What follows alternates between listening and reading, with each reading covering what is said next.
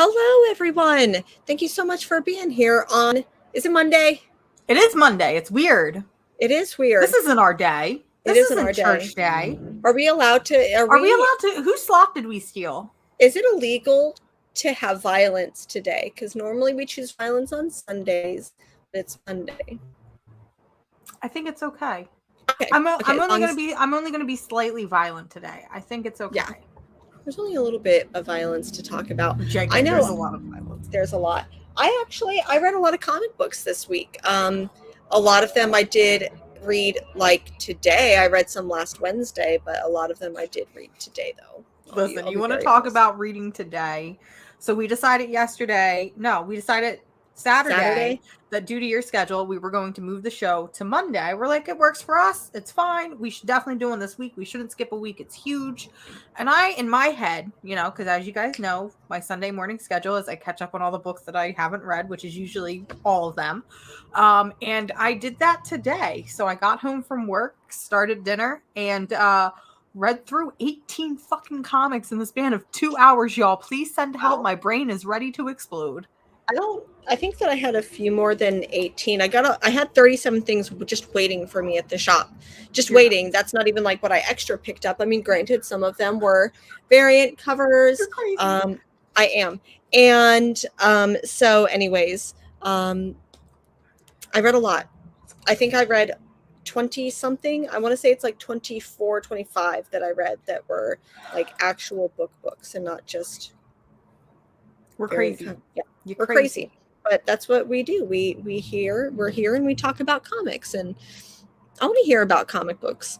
But first, I want to hear from people in the chat. So I'm going to say hello, and then we'll get into some news, because there's even some news that just came out literally right before the show.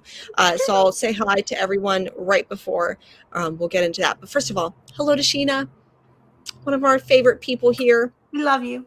We love you so much, beautiful babe. Another beautiful babe here, Carrie. Thank you so much for being here. You stopped watching Heartstopper for us? Okay. We must be loved. Thank you. We must be loved. Super Stick Boy, hello. Hello to Paul Hedden. Thank you so much for being here. And thank you for the reminder that Washington State SummerCon is here. I saw a couple other announcements there as well. Maybe Monday should become permanent with Sunday morning football. I don't imagine that a big Venn diagram of like casually comics fans, Sunday viewers. I don't know. I don't think there's too much overlap. No. There might be. Who knows? Who knows? Hello to one of our friends, Travis. Hello. Happy Monday. And then Niall. Hello, everyone. And then... Should I just scream hello to the living room? Would that be? Mm-hmm. Hi, Niall. Hello to Miss So. And then howdy, friends. We missed you. We did. We missed each other a lot. Today is violence observed. Yes. Let's see here. Who else I've got? Stapled Spine. Hello. Happy Pride. We do have some Pride recommendations in the works here. Yeah, we're not kidding when we say today's going to be an extra packed show. Not only are we wrapping up the millions of books that came out this week, but we're going to be talking about some queer recommendations too. So strap in, get some snacks, cook yourself a little din, whatever it is you do. Suit up. Yeah, please, because it's going to buckle up. Hello to Serge. Thank you for being here. Appreciate y'all. Let's see here. Noggin Comics. Hello. And James Perez. Hello. Hello. Hi. We love you. We love you. Alrighty. Okay. News. That's everyone in the chat so far, unless I forgot someone, unless you didn't, you're just here lurking. You can comment. You can be like, hello, happy Monday. You can lurk if you want to. That's fine. I'll still maybe say hello if you comment. But we've got some news.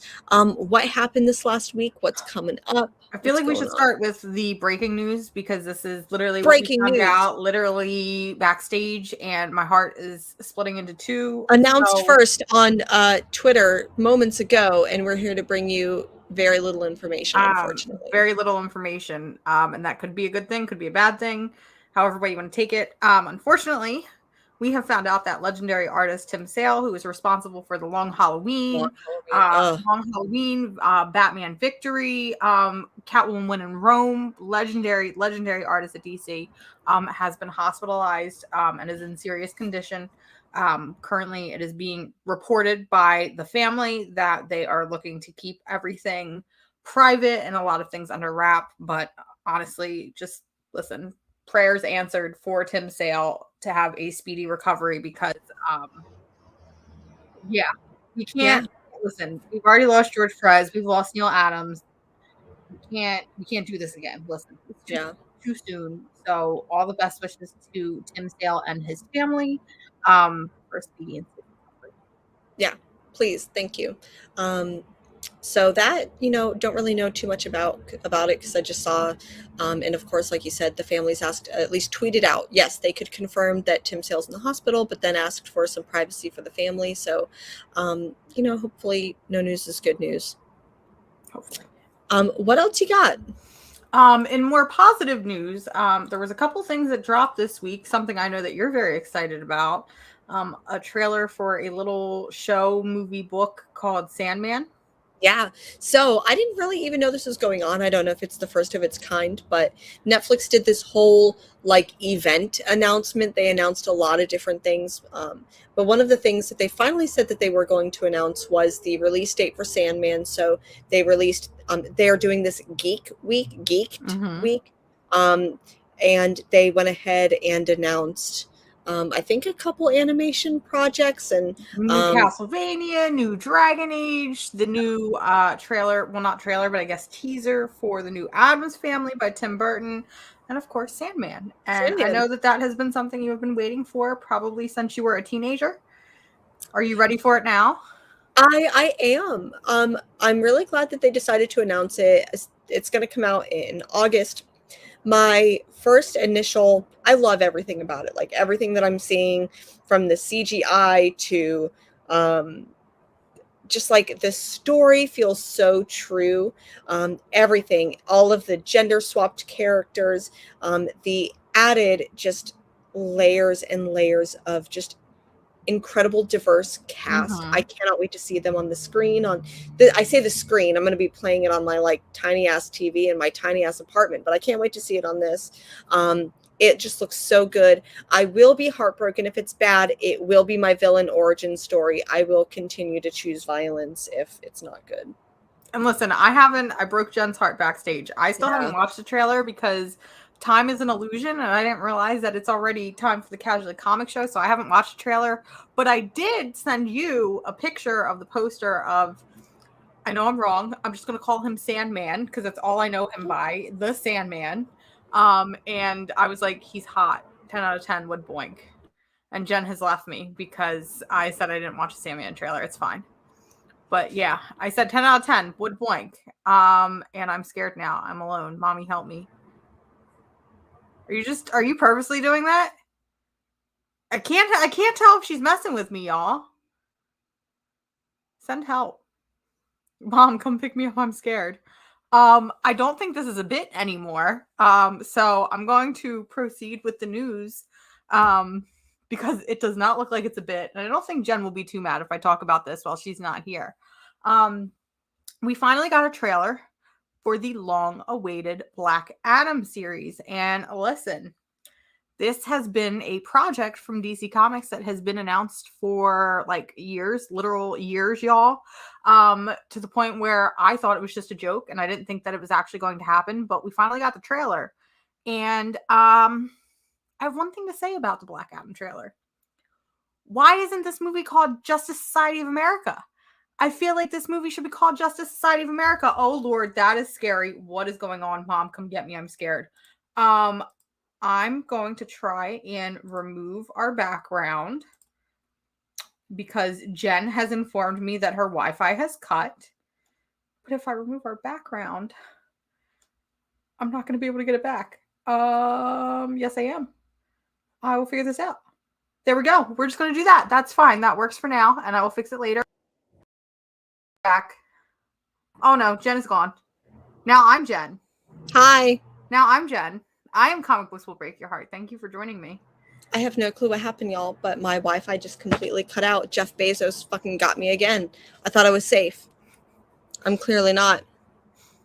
Can you switch me? I don't want to be you anymore. It's too intimidating. There we go. Much better. There we go. Much better. Okay, we're here. I was talking about the Black Adam trailer. Oh, and how it should be called Justice Society of America. It does 100% look like that. Y'all know that I don't know too much about like the DC universe. Nothing.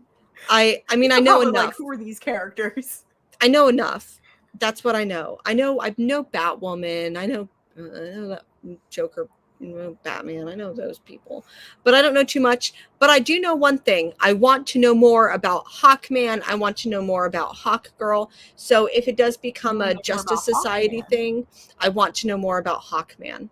Yeah, no, listen, I think that was the thing that upset me the most about that trailer is they're putting all this focus on Dwayne "The Rock" Johnson as Black Adam, which while he looks cool, we all know he can't act for shit. And I feel like Black Adam can be a very compelling character, and we're not going to get that, and we're going to get him at face value. But when they started showing like Cyclone, the Atom Smasher, Hawkman, I lost my shit. Dr. Fate, listen, I don't even care about Dr. Fate. I could care less about Dr. Fate. But that Dr. Fate looks cool as shit. I want to know more about these characters. So listen, I'm hoping and praying and manifesting that either I get a full-fledged movie about the Justice Society of America, or, hear me out, I'll take an HBO Max TV show. Oh, see, I think that's where, to me, like the future of a lot of these shows are, at least for DC. DC has shown that it's much better at like the animated stuff than it has been with its like cinematic universe. I don't want to say they've been held captive by these like restore the Snyderverse people. They really have. They have, but also at the same time, like they're the ones making the decisions. So I do think that I would like to see more DC Universe stuff, and I'd like to see it on HBO Max, especially when I think about the Watchmen show and just how incredible that was. Speaking, when I dropped out, when Jeff Bezos cut me off, we were talking a little bit about Sandman, and I mean, Sandman is technically part of the Sandman. It's part of the DC universe, but the Sandman show is going to be on Netflix. So I'm curious how long it'll stay part of that. I don't know if it could ever be integrated. Like, what DC elements is it going to cut back because it can't? You know what I'm saying? Yeah. Like, all of these are technically DC characters. So how much is it going to have to cut back because it's technically? Yeah. I don't know. We'll see. 100%. But speaking of things that dropped this week, we finally got the premiere of Ms. Marvel. And let me tell you. All right, I'm going to be real with y'all. Can I be honest? I'm going to level with y'all. Be honest. This is a safe place. Ms. Marvel is a character. I've read her books, but she was always a character that I couldn't connect with. I don't know if it's the age gap. I don't know if it's because she's meant for a younger audience, but I could never connect with her character. And so when the Ms. Marvel show was announced, I was really excited because I know a lot of people that really loved her. They loved what she represented. They just vibed with her character. Yeah. I was like, okay, it's another Marvel show. I'm going to watch it. I got it. Cool. When I tell you that I geeked through this entire first episode, I'm like sitting there and I'm like, out of everything that's come out of Marvel right now, aside from WandaVision, because WandaVision is untouchable, I think this has been my favorite thing that Marvel has ever done. It was so funny and charming, and I love the idea of taking the MCU from like a fan perspective. And let me tell you, when it opened with Kamala like editing and talking about superheroes, I'm like, am I being attacked right now? Yes. As the comic book YouTuber, am I being attacked? I felt 100% seen by it, though, so I'm really glad that they added that element to it, because I think that maybe that was something that was, I don't want to say missing from it, from the book, but it's hard to be, I think, relatable to maybe like Gen Z. Like Gen Z is the audience, maybe younger millennials are the audience. I really hope this is the show that gets people going into the comic book shops asking for 100%. For the thing. I think that like some of the shows have done a really good job of that, have been like, okay, I want to read more about Scarlet Witch. I want to read more about Hawkeye. I want to read more about Ms. Marvel. Moon Knight, yes. Moon Knight was a big one. But I think that so far, out of all of the shows, just by this first episode, the energy, the spirit that it brings, I love it. I love how much it shows how much of a geek Kamala is. If Yeah. anything, listen, I have only known her for a day, but if anything happens to her, I will kill the world and then myself. Yes. That's how I feel about it. I love her. I would I die love for Kamala. Yes. So I can't wait till we get more introduced into like the world in Jersey City that she's in, like more of her classmates and things like that. There's like, you know, if you watch the first episode, there's maybe a little bit of like a sprinkling of some stuff with her classmates that I really can't wait to see more of. And also, too, this show handles credit to its creators better than anything we have ever seen. Listen, I was watching it and we get to the point where it shows Kamala's school and we get this little plaque. I fucking screamed and made my partner pause it. I'm like, do you know who these people are? Do you know who G. Willow Wilson is? Yes. Do you know who that is? So more of that, please. I need more comic creator like innuendos into my actual movies, because one of the first ones I remember doing it, and I still don't even know if this is real or maybe this is me seeing into it, but in the first Deadpool movie, when Deadpool is talking about how Gail makes a great like mac and cheese or something like that, I'm like, is this Gail Simone? I feel like this is Gail Simone. So I want more of that. Like, listen, I don't need you to like boldface put it in there, but like more cameos by creators. Like, imagine if like, hear me out, manifesting here. Imagine if like in Harley Quinn and the Birds of Prey, like they were just chilling in the bar and all of a sudden in the corner you just see Gail Simone sitting there with a bunch of male strippers. Like, yes. This is what I crave. This is the content I crave. I don't care about your storytelling. Give me the cameos, okay? I love it. Now, in some other news, I think the reverse can sometimes happen where celebrities, to me, the comic book writers and artists and creators, they're the celebrities, right? Like those are the people that I personally look up to. But I think there are some celebrities, maybe this is my perception, where I'm like, just because you're a celebrity does not make you a comic book creator. Unless you're Patton Oswalt. Are you segueing? Are you segueing? This is me segueing. Unless you are Patton Oswalt. Patton Oswalt. This is Jen segueing. I know. I feel like I need to put Jen in timeout. Jen is very upset because it was released this week and revealed this week that Bruce Campbell, legendary cameo artist in both Spider-Man and Multiverse of Madness, is going to be writing for DC and is going to be doing a mini-series for Saint Rock of all comics. And listen, if Saint Rock is your favorite comic, please let me know. Sergeant Rock, Saint Rock, I don't know. I feel like that's nobody's favorite comic. I'm sorry if you're a Sergeant Rock fan, but Bruce Campbell is writing it. And listen, Patton Oswalt, again, one exception to the rule, but we have seen this over and over again with Daenerys from Game of Thrones. Yes, I'm going to call her Daenerys. Oscar Isaac is now doing it. Keanu Reeves is the prime offender of this. I'm tired of I'm tired of celebrities writing comic books. And while this one doesn't necessarily seem like a pitch for his own movie, so maybe it's not as bad because, yeah, he is writing a character that's already existed. And there's another person that did something similar this week that we'll talk about. And I feel like I'm going to be, what's the word I'm looking for?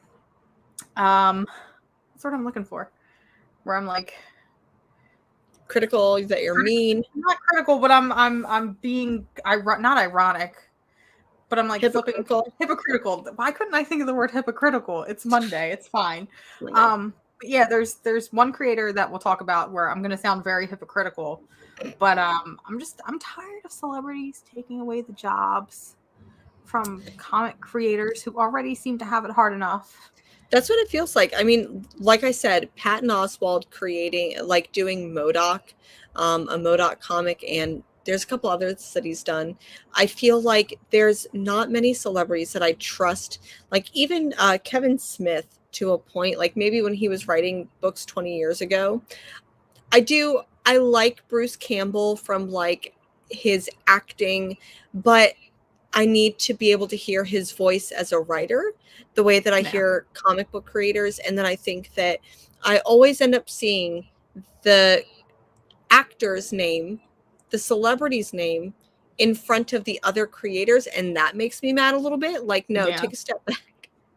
But yeah, is that me gatekeeping? I don't want to be a gatekeeper at all. Sounds like you're It does. So I'm sorry. Speaking of gatekeeping, another segue here.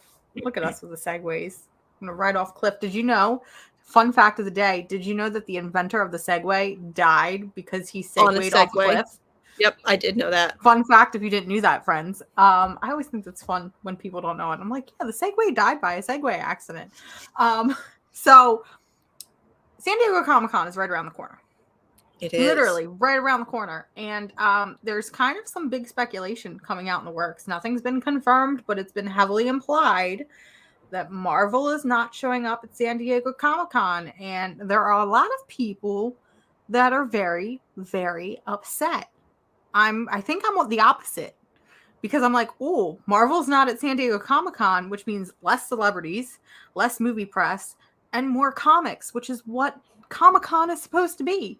So anytime that they say, oh, Marvel's not showing up, oh, this celebrity's not showing up, good. Yeah. Good. I definitely think that they're going to pull what DC did. So DC is doing their, and I hate it on principle because I hate the fucking name. DC Fandom. I hate it. I hate the cringe. Have you ever sat down and watched DC Fandom and like watched like the people that like host it? And usually it's like celebrities that they get to come in and they like, you can tell there's like really bad scripted jokes and you can tell that this person has never picked up a comic book in their life. And I'm like, just get a content creator to do it. Listen, DC, I'm available. Oh my God. I'm available. I would be surprised if we were on DC's blacklist. Listen. No. Marvel, let me so much. Let me do like your X-Men. Let me talk about X-Men. Yeah, so DC Fandom is really bad, and I just watched the highlights on YouTube. But you're probably right. I can see Marvel doing the same thing. Yeah, I can imagine them like pulling away from SDCC and like doing their own, what do you think it would be called? Marvel Madness, Marvel Multiverse of Madness. Chat, I need to know what are your suggestions for names for? I hate it. I don't like it. Can we Marvelous? They'll be like Marvelous, Marvelosa. I don't know. They're gonna call it something. I hate it. I'm excited to hear about, what Marvel's coming out with, and Marvel sponsor me, I guess. But at the same time, I think them being their own thing gives more breadth. Like, does Marvel and DC, do they take some of the air out of the room for smaller creators to announce things? And especially the way that I think a lot of smaller properties are being adapted to the bigger screens. This will bring more room for that. So yeah, no, I agree. I don't know, I just think that Comic-Con should stay 90% comics and 10% everything else. That's why I love Baltimore Comic-Con, because it is 90% comics and like one celebrity. Like last year they literally had the girl from Jaws who dies in the beginning as their celebrity.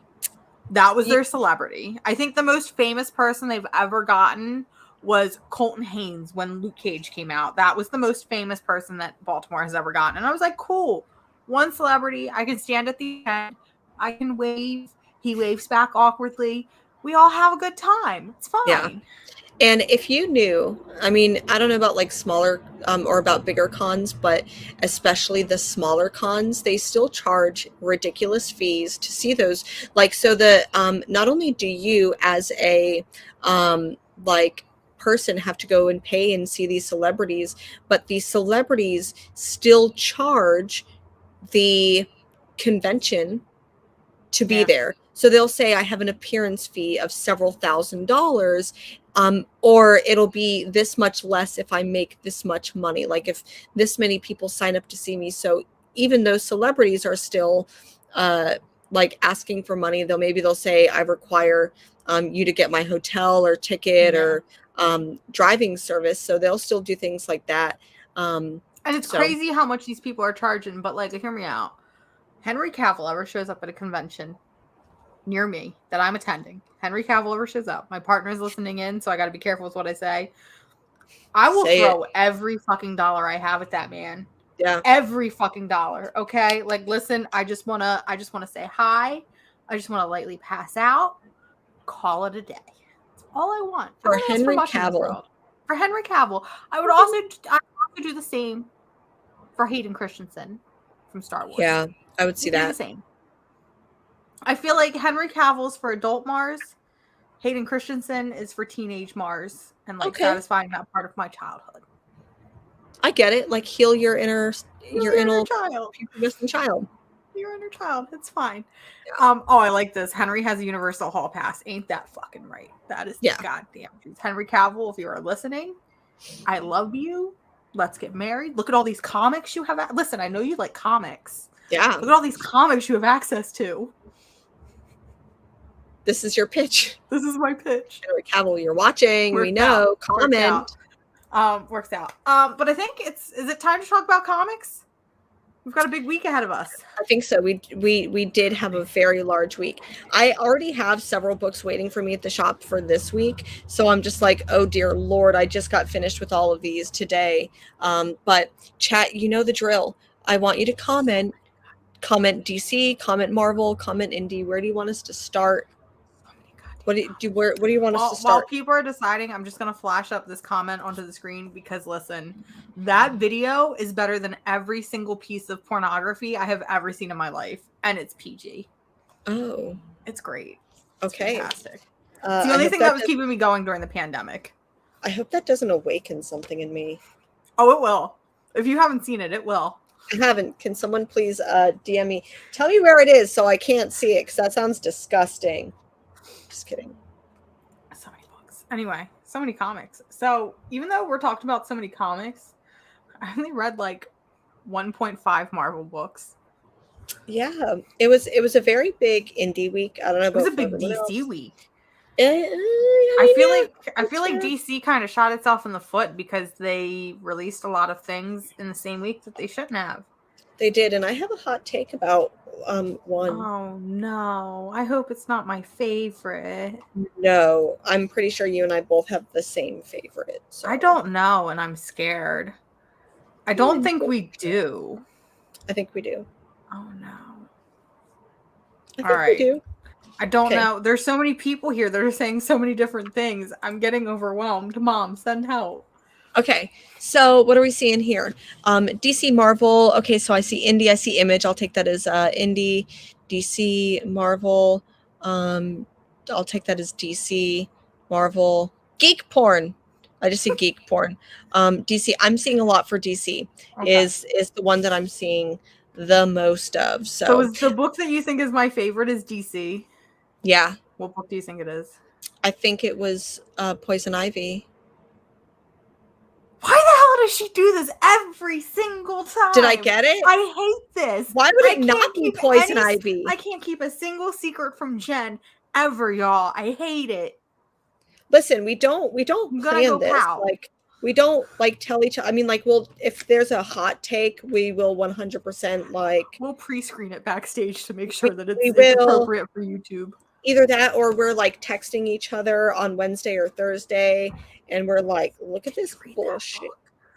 Yeah. Or please don't read that book. But 100% Poison Ivy was. Oh my God. So I read this book first. I read this book Thursday night because I was like, I'm going to try to get a jump on my reading early. And I was looking through the books and I was like, that one seems the most interesting to me. So I'm going to give y'all a hot take. I don't like Poison Ivy. I think she's kind of, at least she was. I feel like in the past year or two, she's kind of gotten a little bit better. I could never connect with her. I guess kind of the way that I can't connect with Harley Quinn. I agree there. Yeah. I think it's funny because, Poison Ivy, she's kind of gay. I'm kind of gay. We're both really into plants. And then they kiss. So and I feel like both girls. I feel like I should be into that character, but I don't really care for Poison Ivy.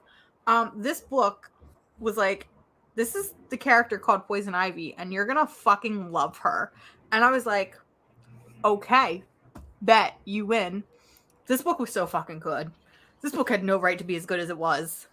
It did. No fucking right. And the fact that this book was released the same week as Aquaman Andromeda, which we'll talk about later, I feel like was DC shooting themselves in the foot because you can't put two powerhouse books out the same week. You should have spread them out. I agree. I would say, I don't know if I necessarily liked this one better than I liked Aquaman Andromeda. I think I did. And the reason why is because I knew I was going to love Aquaman Andromeda, Rom V, Chris Ward, duh. But then this one surprised me because it could have gone either way. It could have gone that it was just not good, that it didn't make sense for the character. The only thing, so basically the what am I trying to say? Description of this book is that Poison He Ivy kills is people. kills is literally going on like if Poison Ivy was Eileen Warnos, is Yes. going on this rampage across like small America and is basically going on this murderous road trip, and just good for her. This entire book is good for her. Entire book is good for her. She's going out, she's killing people, she's sexy while she's doing it, and I'm And just there's like, so much like like there's a disease that she's spreading around, and it is grotesque. it Like is this is grotesque. one of the most, like I would say almost more horrific than the like sci-fi horror that was Andromeda. I'll get into a little bit of that later. It's a lot of body horror. It is like Cronenberg body horror, and it's beautiful. And these, you get a sense of, because Poison Ivy, she is illustrating it or narrating it in the background, so you get this sense of like why she's doing it. It's very poetic justice. It is. So, kind of blowing my load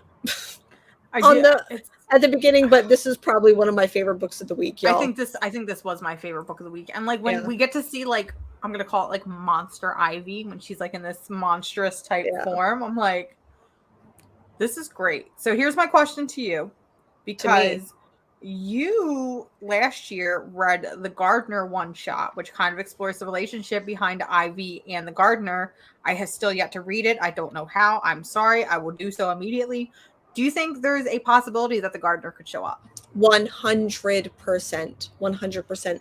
I mean, I know that the gardener has been a little bit in like the current Batman continuity, which I'm not keeping up with too much. Mm-hmm. So I could see, like, I don't know, like the gardener could be dead for all I know, because like I'm not reading the rest of the DC Gotham Batman books. But I could definitely see, because the gardener is like mentioned in this and like why stuff is going on. So I could definitely see her coming back, which I want her to 100%, because even the gardener and Ivy's relationship is beautiful. And at the beginning of this book, Ivy is basically saying bye and sorry to Harley Quinn. So it feels like a breakup without being a breakup. It feels like a break, not a breakup. So I don't know if the gardener will come along and trying to mess things up. Catch that. Yeah. Be a homewrecker. It's possible. It's possible. I really like that.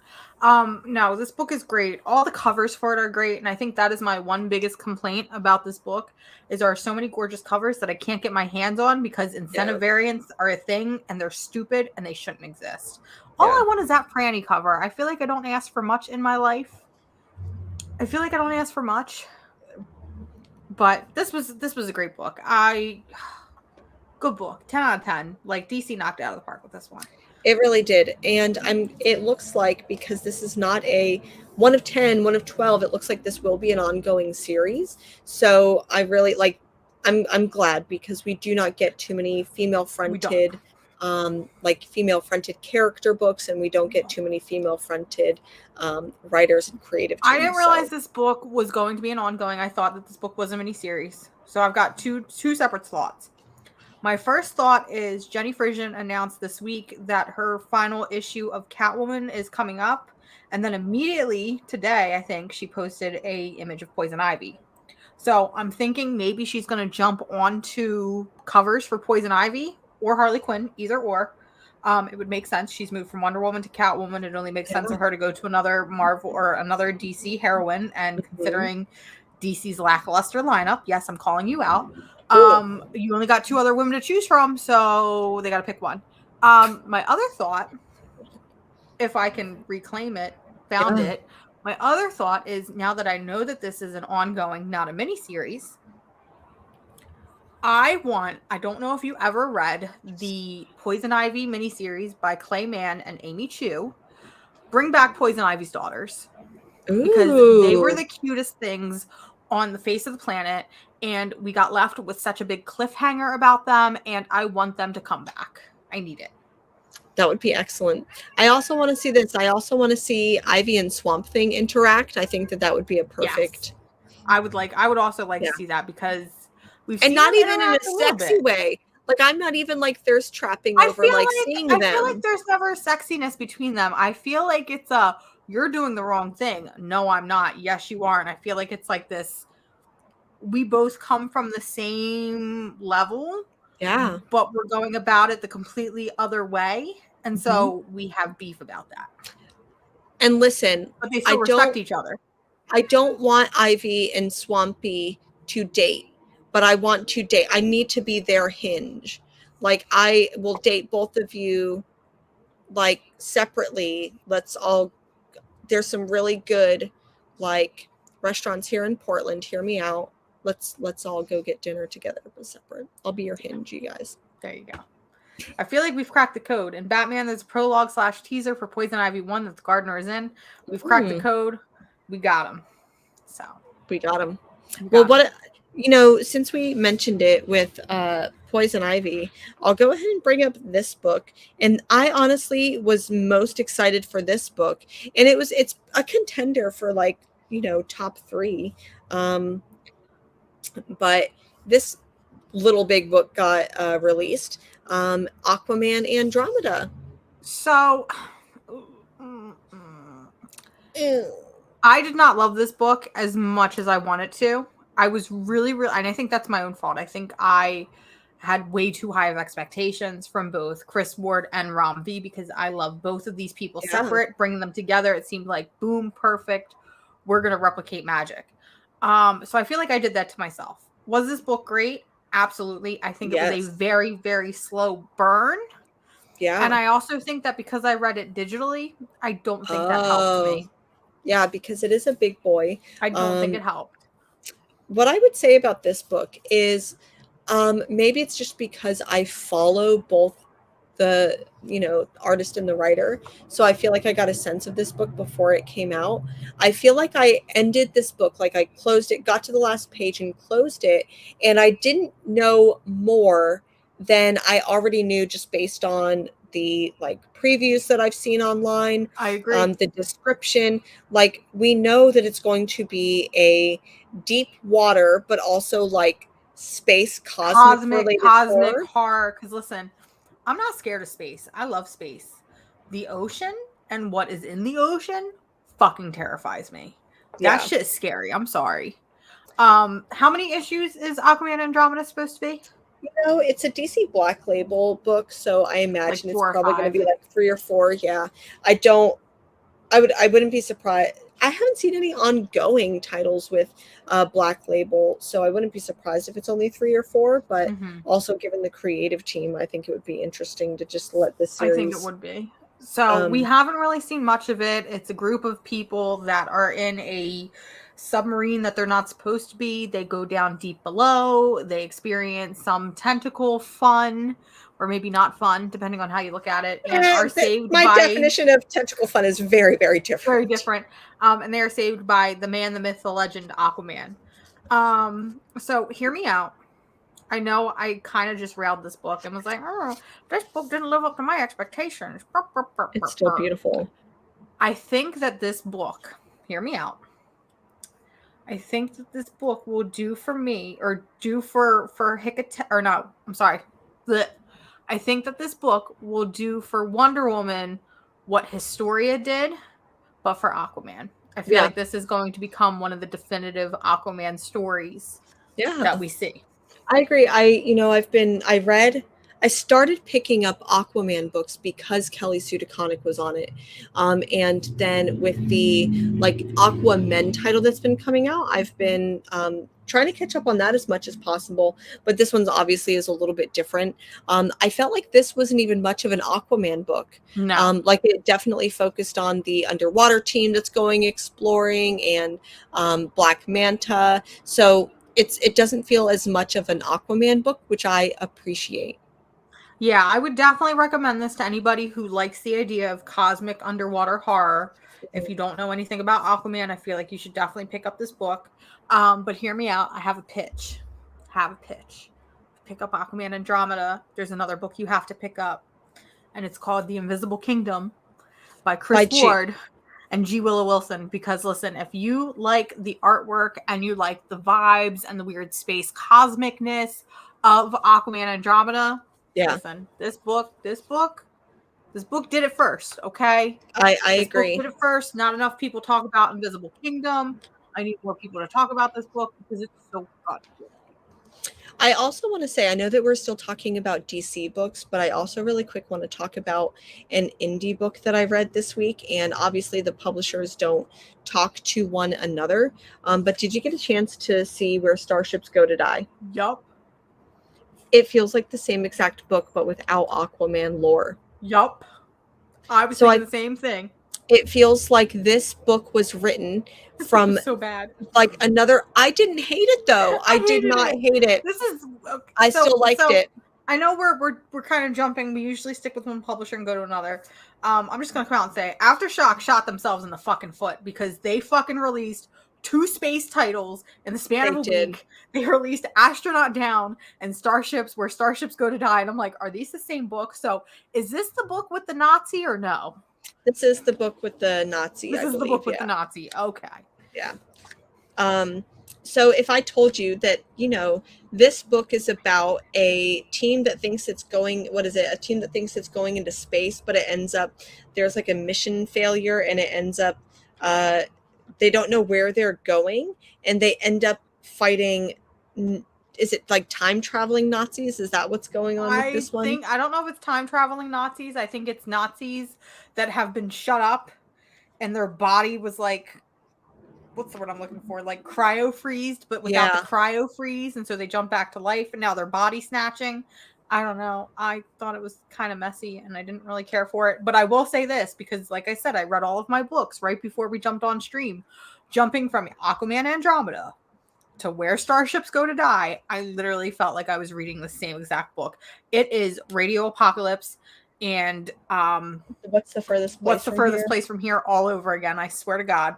Yep. And then, like you said, and I'm trying to find it here, there was also another Aftershock book that came out that's called Astronaut Down. Which we'll talk about. We'll talk about these. Trust me, we'll talk. But it was weird. It was a weird week, y'all. Yeah. So DC books. What other DC books did you read? Because I have 3 more. It was a big week for DC. There's one that I have 4. I lied. Oh my God, DC! What the hell? We probably have the same 4 because I have them here. There's one that I want to talk about at the end because I'll probably cry. But one of the books that I got, of course, was Dark Knights of Steel by Tom Taylor. Okay, I lied. I have 5 books. Okay, and Gooden. I can't think of their first name. But I did not love this issue. This was the first. Listen, Dark Knights of Steel, I feel like has been very hit or miss with a lot of people. I feel like I've been championing this book since the beginning. I'm like, Tom Taylor, please give me more. Tom Taylor, please give me 20 fucking spinoffs. This issue, and it's issue 7, I was so lost. I felt like I didn't know what was happening. I felt like I had missed an issue entirely. It felt very off the walls. It felt like this should have been a spinoff title. And correct me if I'm wrong, it is a different artist, correct? It is Nathan Gooden. That's what I was thinking too. I'm like, wait, this isn't the normal. This art wasn't as great. I hate to be a dick because art is subjective, but I feel like jumping from Yasmin Putri though to Nathan Gooden, there's definitely a difference, and B, it wasn't as good. I definitely felt that feeling of, did I miss an issue? Has it been so long since the last issue? Did I miss something? Because in this one, basically the Dark Knights of Steel version of the Teen Titans get introduced. And I will say this, I really love the moments with Raven. I really love that they're calling Kent. I really love that they're like calling him out on his privilege, and I really love that. I love all the other nods, but then I'm just like, wait, at this point it feels like each issue is not building the core team that we originally saw in the first book. It just keeps introducing new New DC. characters. Yeah, and it's like each issue is like, oh, we're going to see this character from DC. We're going to see this group from DC, but the Dark Knights of Steel version. So whenever the Teen Titans show up in this, I was kind of confused. I'm like, wait, did they show up at the last? And I'm like, oh, I think they did. But I still really liked this issue, but I felt lost at the beginning.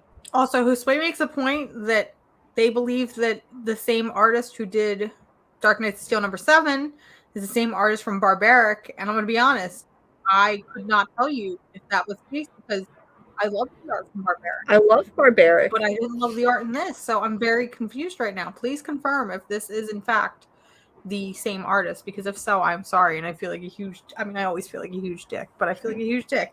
But yeah, I didn't love this issue. I was really disappointed by this issue, and I wanted more from it. Yeah, it feels like it's not moving as fast. Like at this point, we have 4 more issues, right? And I think that is it after this one that we're going on a hiatus. But it feels like it's not moving quick enough for where the action that started in the first couple of issues with like there's too many loose ends.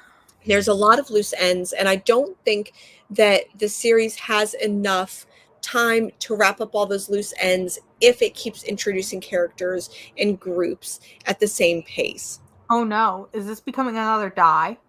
Or is it becoming another Once and Future written by Kieran Gillen? No. Yeah. So I hope not, because I know Tom Taylor, like seriously, I feel like at this point, Tom Taylor, I trust them so much with this writing that like I've got 4 more issues. I'm going to keep getting all of them. So I trust you. Please don't hurt me. Please don't hurt me. A book that I picked up that since you said that you only have 4, so I'm going to assume that you didn't pick this up. Dark Crisis #1. Did you read it? I did not. You know what? So here I am lying because I'm like pretty sure that I picked it up, and the reason why, but I didn't read it is because let me see here. Okay, so this is, I guess, the variant cover, but I didn't actually read it. Was it good? Should I read it? No, it was not good. And what if I told you Yara Flor was in it for 1 fucking page? Because of fucking course, because she's on the beautiful cover. She's on the cover, but she's in it for 1 page. So, Dark Multiverse, I'm assuming, is DC's next big event, but it doesn't feel like an event. Yeah. It's very weird because it almost feels isolated from everything else, and I feel like that's actually kind of a good thing if the event was interesting. So, the Justice League is dead. Everybody's dead. Green Arrow, dead. Black Canary, dead. Superman, dead. Wonder Woman, you name it, they're all dead. Except for Hal Jordan, because, of course, Hal Jordan gets to live. So Hal Jordan has been away for years, and all of a sudden, these heroes are now dead, and it is up to Jonathan Kent, little precious baby boy who we love so much, to form a Justice League of his own. So he's hopping from hero to hero, and he goes to Yara Flor. She says no. He goes to the new Batman. He says no. And he ends up, listen, just turn to the last page. I'm on this one. He forms the most bonker-ass team I have ever seen in my entire life. I'm going to try to recap all the people that are on this team. Is it Deathstroke? First of all, they made Deathstroke ugly. Why is he so ugly? Why does he have... like Cable? Why is he so ugly? I'm very upset about that. Also, the Justice League team is whack right now. So here's who we got on the team. We have Superman, son of Kal-El. We have Supergirl. So why do you have 2 supers on your team? You also have 2 Blue Beetles on your team, which makes no sense. What team needs 2 Beetles? What team needs 1? You have Booster Gold. You have Dr. Light. Listen, I love Dr. Light. I feel like Dr. Light does not get enough recognition, and I love her so much. Please put her in more comics. We get Frankenstein. We get Harley Quinn, because why is Harley Quinn on this team? Yeah. Damian Wayne is on the team. That is a literal child on your Justice League team, and I feel like at this point, he is only on the team because he's doing a duty to John. We sacrificed for emotional stuff. I hate... And I know that this is only going to be... I know this is only going to be temporary. I know. And I know that they probably did this for like shock value. This team is probably going to go away by the next issue. But I hate it so much. I hate that somebody had to sit there and draw it. I hate that. I hate it.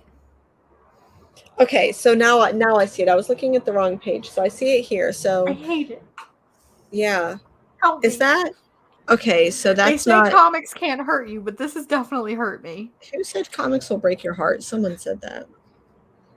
I'm not gonna lie, I do like Damien and Harley because I feel like they will be like nice back and forth. Yeah, but they're not even. I know for a fact. Next issue, this team is gone. This is a joke. You're right. It's Am I like a a joke to Suicide you? Squad. Am I a joke to you? DC, Joshua Williamson, am I a joke? The answer is yes. They just to hurt us. I hate it so much. I want more. Well, are you gonna pick up issue number 2? That's the question. No. Okay. No, I'm not. No, I'm not. I literally read this because I saw somebody tweet out about this whack ass Justice League team, and I'm like, all right, I gotta see it for myself. Yeah. And it was whack. So that was the one book that I picked up that you didn't. What else did you read this week? I'm gonna just show this one because I picked it up, but I didn't like it. And I need to know if you read it and maybe if you can tell me why I didn't like it. But I did pick up the Multiversity Teen Justice, and I even picked up a variant cover. And that variant is so pretty. I love it so much. I love it, but I was so confused. And as I was reading this, maybe I should have texted you while I was reading it, because I was like, someone needs to tell me what the fuck is going on, and someone needs to tell me what I need to know to understand this. I was also confused, and here's what I'm going to chalk it up to. So, Justice League, what is it? It's Teen Titans Multiversity. Yeah. When this book was announced, I was like, I absolutely love the concept of this. I love the gender swapping. I love that we're having diversity. I love that we're having queer representation from characters. Yes. I was like, this is the type of book we need. And then I read it. And I now know what it's like to be a boomer looking at a millennial or a Gen Z, because that is how I felt reading this book, because I was so confused. I was confused with the way that they were interacting with each other, some of the slang that they were using.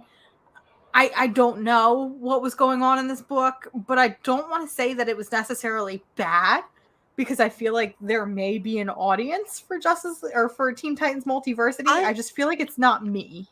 I agree. And I think that, there is maybe a Gen Z out there who likes this, wants to read it, but it just felt so busy to me. It was very busy. That's a lot going on. And I understand that, especially if you have a cast like that, they all need to be able to have their voice. But I feel like they all drowned each other out, and I couldn't I couldn't pinpoint these characters. I feel like when you have a book like this, so I kind of wanted to compare this book to Teen Titans Academy. And I feel like Teen Titans Academy did a very good job of keeping us grounded, introducing us to characters, giving us little character backstories, and letting us know who these characters were. Whereas Teen Titans Multiversity threw everything at us in a kitchen sink, and we didn't get to know any of the characters. We didn't know where they came from. I mean, they all come from different universes, so I feel like that should have been explained.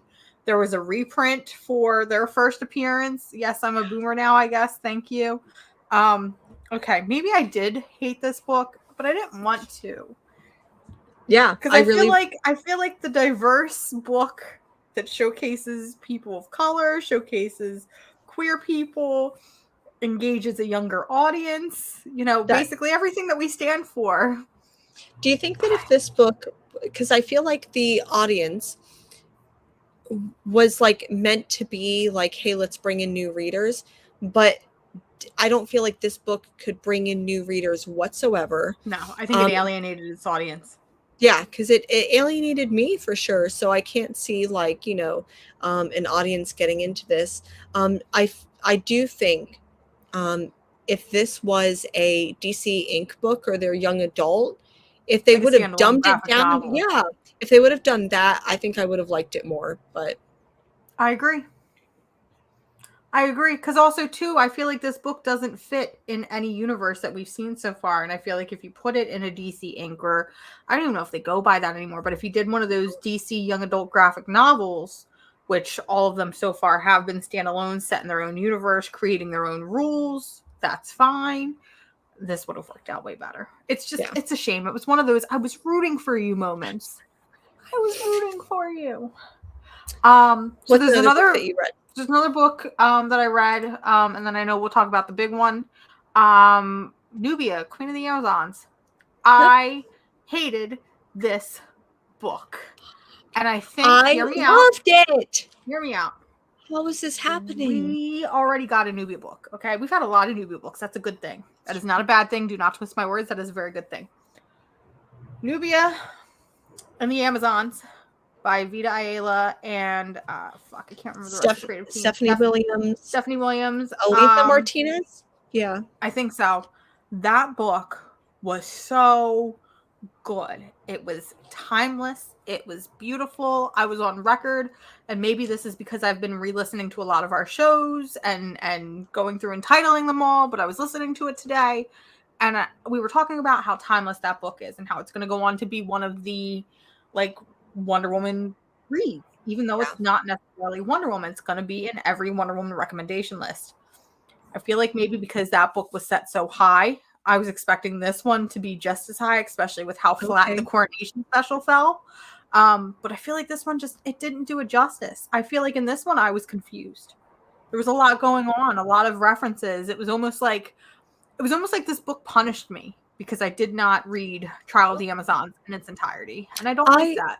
I can see that because I wasn't liking the Trial of the Amazons event, and I think most of the reason why is if I had gone in with like a clear head, with an open heart, but I was very bitter because it was trying to just like mush all of the Wonder Girl stuff, and it had already just burned me on the Wonder Girl stuff, and then it canceled like the Nubia that was going on, and then we did get, this is only going to be a 4-issue miniseries. Give me an ongoing. So that kind of frustrates me because I do want an ongoing.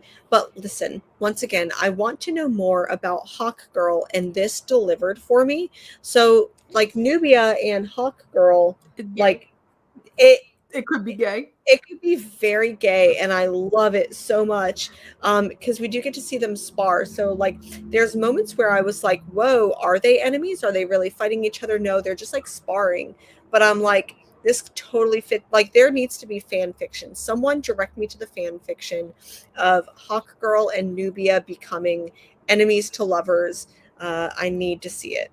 I also hated this issue because of how it ended. Because I hate when books, especially if it's your first issue, when it's like, oh, this character has died and that's how we're ending it. And I'm like, no, you didn't. The other 3 issues have already been solicited. They already talk about how Nubia is alive and well and doing the thing. Yeah. So for you to fake me out on such it's not even a cliff. Like if you want me to like be engaged in your story and you want me to pick up your next issue, don't do a death that I know isn't going to happen because there's 3 other issues.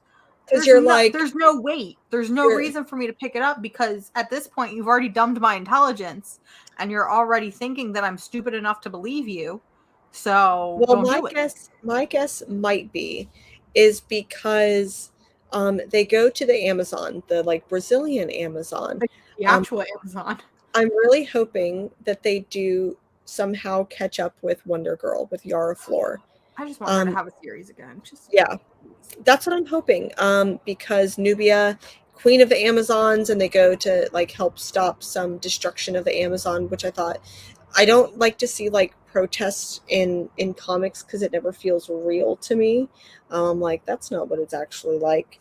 But anyways, this one does end on like a cliffhanger where it's like, whoa, are they going to be all right? So we'll see. So there's one more book we got to talk about. There's one book. Big book. At least for DC. There's one more DC. Let's rephrase that. There's one more DC book we have to talk about. And DC Pride. And I will say I liked most of the stories here on DC Pride. There was 1 or 2 that I absolutely hated. There was one that I loved, and like I broke down crying at the end of it. Is it the same one that I cried at? It's the last one, yeah. All right, let's talk about that. Let's start with the positive. So, first of all, did y'all know that Kevin Conroy is gay? I didn't know Because that. I fucking had no goddamn clue whatsoever. For those of you that don't know, if we're talking gibberish, Kevin Conroy has essentially voiced Batman in every known thing since the 90s. So he is literally Batman at this point. Y'all can fight me otherwise.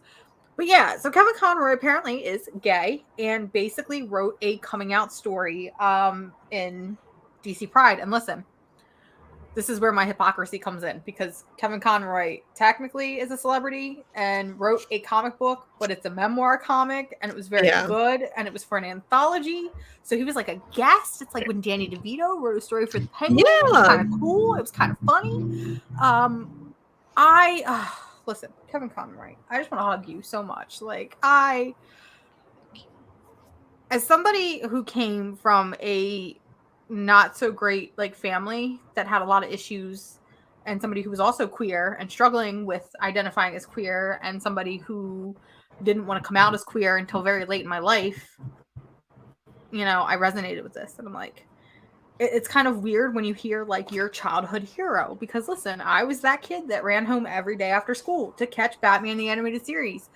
To hear that your hero has kind of gone through the same exact thing that you went through, it's huge. It's humongous. And it was so good. It's gonna win an Eisner. I'm telling you right now, it's gonna be nominated at the very least for an Eisner. I hope so. What I also think is great is that first of all, DC also posted a little kind of like a trigger warning. There is a lot of use of the F word in this just several pages. It's a lot because it talks about his queerness being used against him, not being able to get jobs in Hollywood, like acting gigs, getting turned down, and so it gets really, really emotional. I'm glad that it was put in here though, because it needs to be talked about, because one of the quotes in one of the first story in here is, Pride has been a celebration for a while. I wanted to vomit we're gonna break. I want to break down that story because I've got a lot to say about that one in particular. We're gonna break that one down. Well, I do want to say that, like, 100%, like, yes, Pride is a celebration, but Pride is a riot as well, and Pride. And we fought tooth and nail to get here, basically. Yeah. So especially with Kevin Conroy talking about what he went through during the AIDS crisis, basically he talks about someone who is the same age as him, who is a casting to a bunch director, of funerals. Going to funerals and like basically like being by someone's side who is in the last moments of their life, dying of AIDS. I think like that is the memory. We need to hold on to those memories, because queer people lost a whole generation because of AIDS. And I think that we need to not remember that and not be like, oh, Pride is a celebration, because for a lot of us, like there's still a lot of trauma in Pride for that reason. So if you didn't get a chance, please pick this up. This is probably one of the only, like, not necessarily Pride anthologies, but like anthologies that I would 100% be like, you have to pick this up. Yeah, I agree. Okay, let's talk about that first story though. What happens? No, I want to be positive before we get into the negative. I want to be positive, because but there was a lot of other books. There was a lot of other stories in this that I really, really liked. We got a Nubia story, which was cute, but it was also queer baiting for Big Barda, and I'm upset. Please confirm Big Barda queer. Make me happy. Yeah. Give me my Pride wish. I mean, I guess like you're right. It is queer baiting because they have a moment.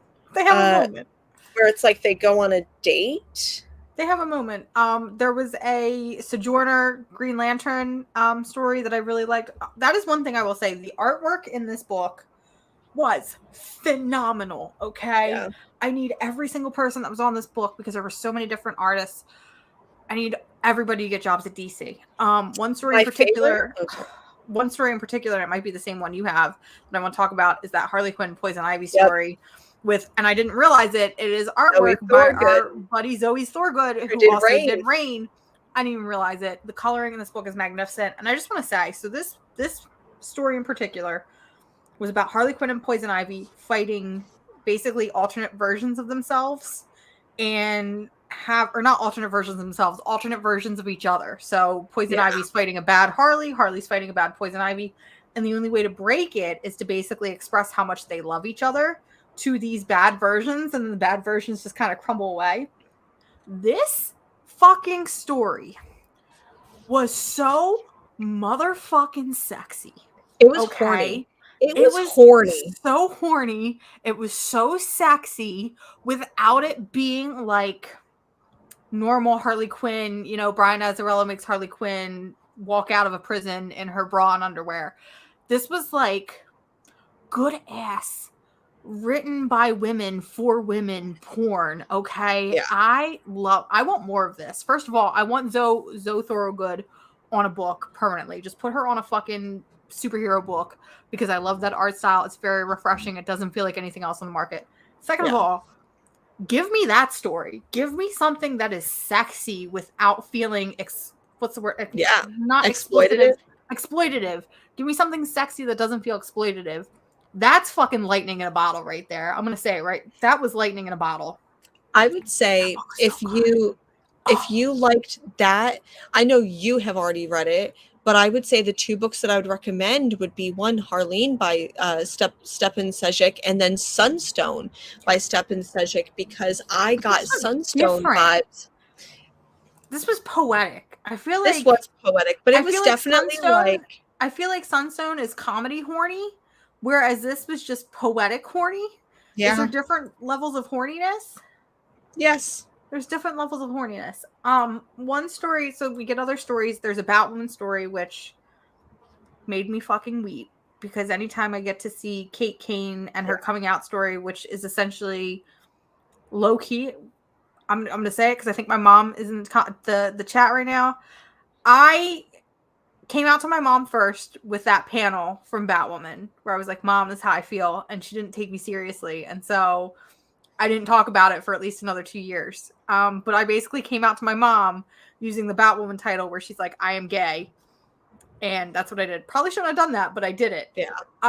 But we kind of get to see that scene again. And it is forever one of my favorite scenes. But we get to see a part of that scene that I wish we had gotten to see in Batman Elegy. And that's her dad basically saying, you did the right thing. Mm-hmm. You were true to yourself. And our family is what is the word that they use? It's like honor and integrity. Honor and integrity. And I'm like, especially because a big part of, I've mentioned this before, because like we our first stream together was talking about Batwoman, and a big part of that history was that at the time that was written, one, gay marriage was not legal. It was still not legal for queer people to get married, but then it was during a time when don't ask, don't tell was a thing. So you could be gay, but not openly gay in the military. So Kate ends up leaving the Marines, right? Or is it? Yeah, she ends up leaving. Oh, no, it's the Army. Anyways, she ends up leaving the armed forces because she's queer, because she says, I can't lie. Like, you taught me to like have honor, to not lie. I need to be truthful to myself, and part of that is being openly gay. So she leaves the armed services. It's a big deal, and that's one of my favorite parts about. That's the reason why I love comics, is scenes like that. We also get a really, really great story. That's Batgirl and Alicia Yao, who was a big part of the Gail Simone Batgirl story, and then she made her appearance again in the Burnside Batgirl. Alicia Yao is one of the first. I'm going to say one of, because I'm sure there's other characters, but is one of the first big openly trans characters that DC had. And you can technically, like, if you want to look into the history of Excalibur, like 2000, but that one doesn't like really count. But yeah. But it was one of the first big DC, one of the first big trans characters in DC Comics. And it's a really cute story where it's just, she finds Batgirl on the street, takes Batgirl back up to her bell tower, kind of repairs her up a little bit. Oh no, there's a tracking device. I have to defend us. And she puts on a Batgirl suit, which I'm going to say it right now, Alicia Yao, and I'm probably pronounced that wrong. Make her the next Batgirl, goddammit. Do it, you cowards. Make Alicia Yao Batgirl. But I really like, there's a scene where she puts on the suit And Barbara's like, you know, at least take a utility belt. You need a weapon. You need something. And she says, please, I'm a trans woman in Gotham. Of course I have a weapon. And I'm like, I have a weapon. Yeah. I fucking love that because I don't know. I think it's the idea that trans people exist in Gotham that make me really excited. Yeah. Like, is Why that wouldn't weird? they? Is that weird that trans people and queer people existing in a fictional like world that I've grown up with? Like, I get excited over that. I can't explain it. But my favorite story, before we talk about the elephant in the room, I'm gonna try and do this without crying because I sobbed the whole time I was reading it. Connor Hawke gets a story in this book. Connor Hawke, for those of you that don't know, is one of my all-time favorite DC Comics characters. He is the son of Green Arrow. He disappeared from comics for a long time. DC reintroduced him with Robin. It's weird, but it's fine. I have my boy back. But I've always been at odds with Mr. Hawke because I'm like, where do I place you? For the longest time, I thought maybe he was pansexual because in the comics, in all the years that he's been in comics, he really did not show any sort of romantic interests to anybody. I mean, there's an entire fucking issue in Green Arrow where Roy Harper takes him to a strip club to kind of loosen him up, and he wants nothing to do with the strip club. And I'm like, maybe you're not asexual or not. Maybe you're not pansexual like I think you are. Yeah. And it was revealed a couple weeks ago that he was confirmed asexual and it was going to be with this sword.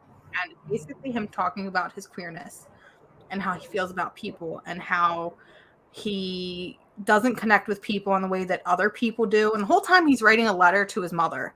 And it made me think about my mom, it made me think about my coming out. But the whole time I was reading it, I'm like, man, I wish he wasn't writing this letter to his mom. I wish he was writing this letter to Ollie. Because there's something ironic about how the horniest hero in DC Comics, because Oliver Queen is the horniest character in DC Comics. He's cheated on Black Canary how many times? First of all, how do you cheat on a character like Black Canary? You can't do it, but he does it anyway. I think it's ironic that a character that is as horny as Green Arrow has a child who is asexual and wants nothing to do with sex. And I think it just would have been, just as a fan, as a huge fan of this character, I think it would have been a little bit more impactful if he was writing it to his dad. Other than that, the story was perfect. And I think too, like, you know, when you talk about it, you say like, it is Green Arrow's son. So I think that there's more of that connection there. Like we've seen more. Anyways, I agree. But I love the story.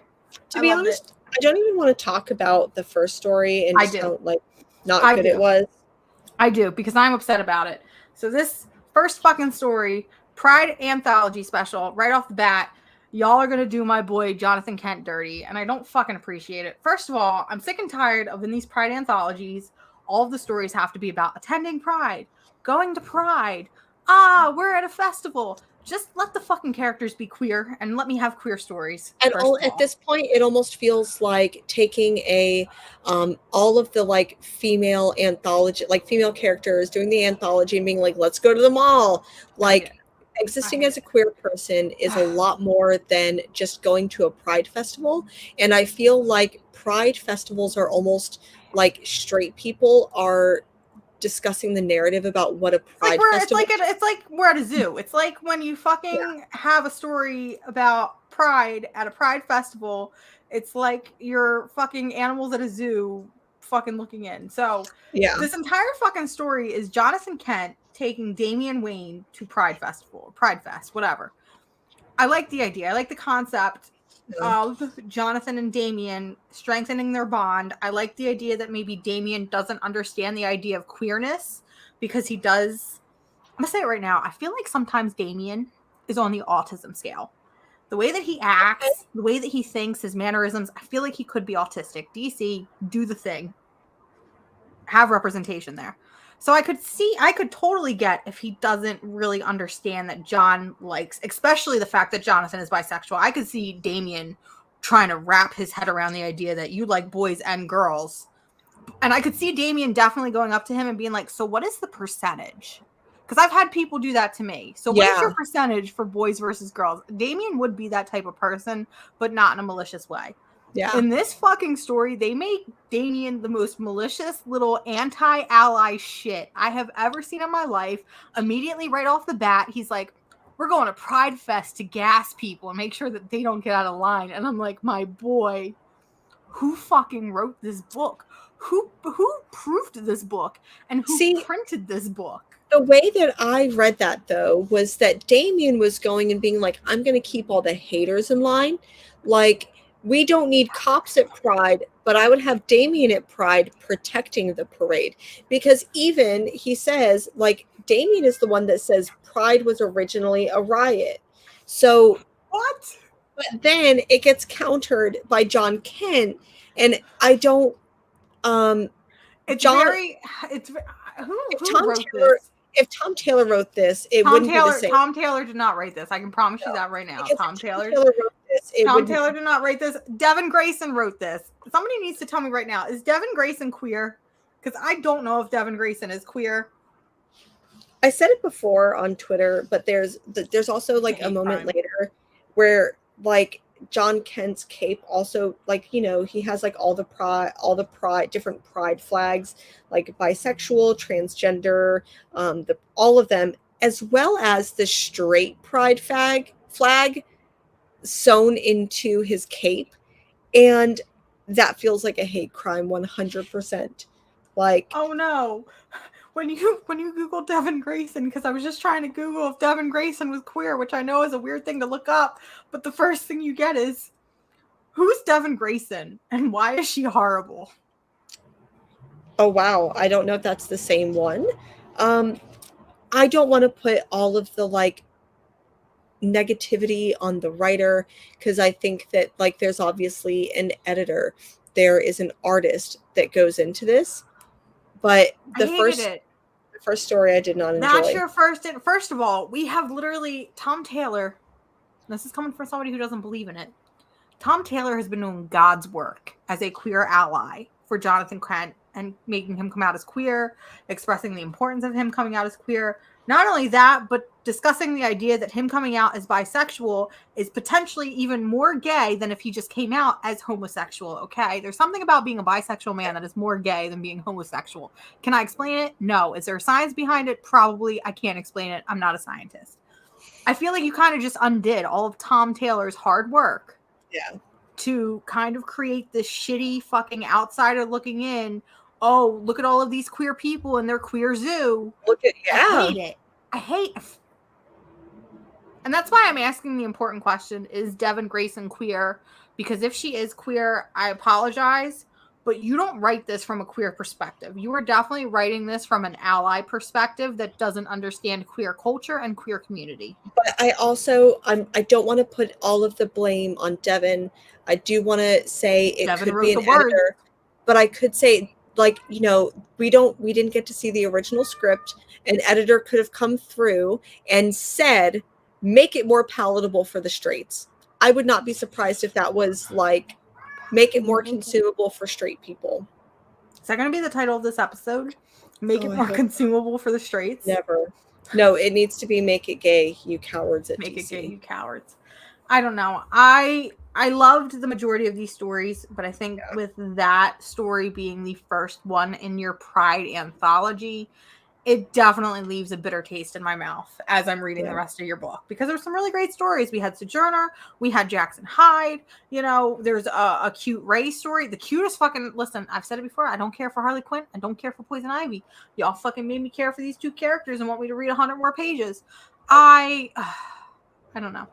I loved it, except for that. It was still really, really good, even with that. Please even just buy it for Kevin Conroy's story, because that was the one that broke me in a very good way. 100%. So that's everything at DC. Marvel had a couple books. Are we going right over to Marvel? I feel like we should, because there wasn't that many, and I feel like we have more indies to talk about. Ish. I did get that too. You got all the gay covers. I did.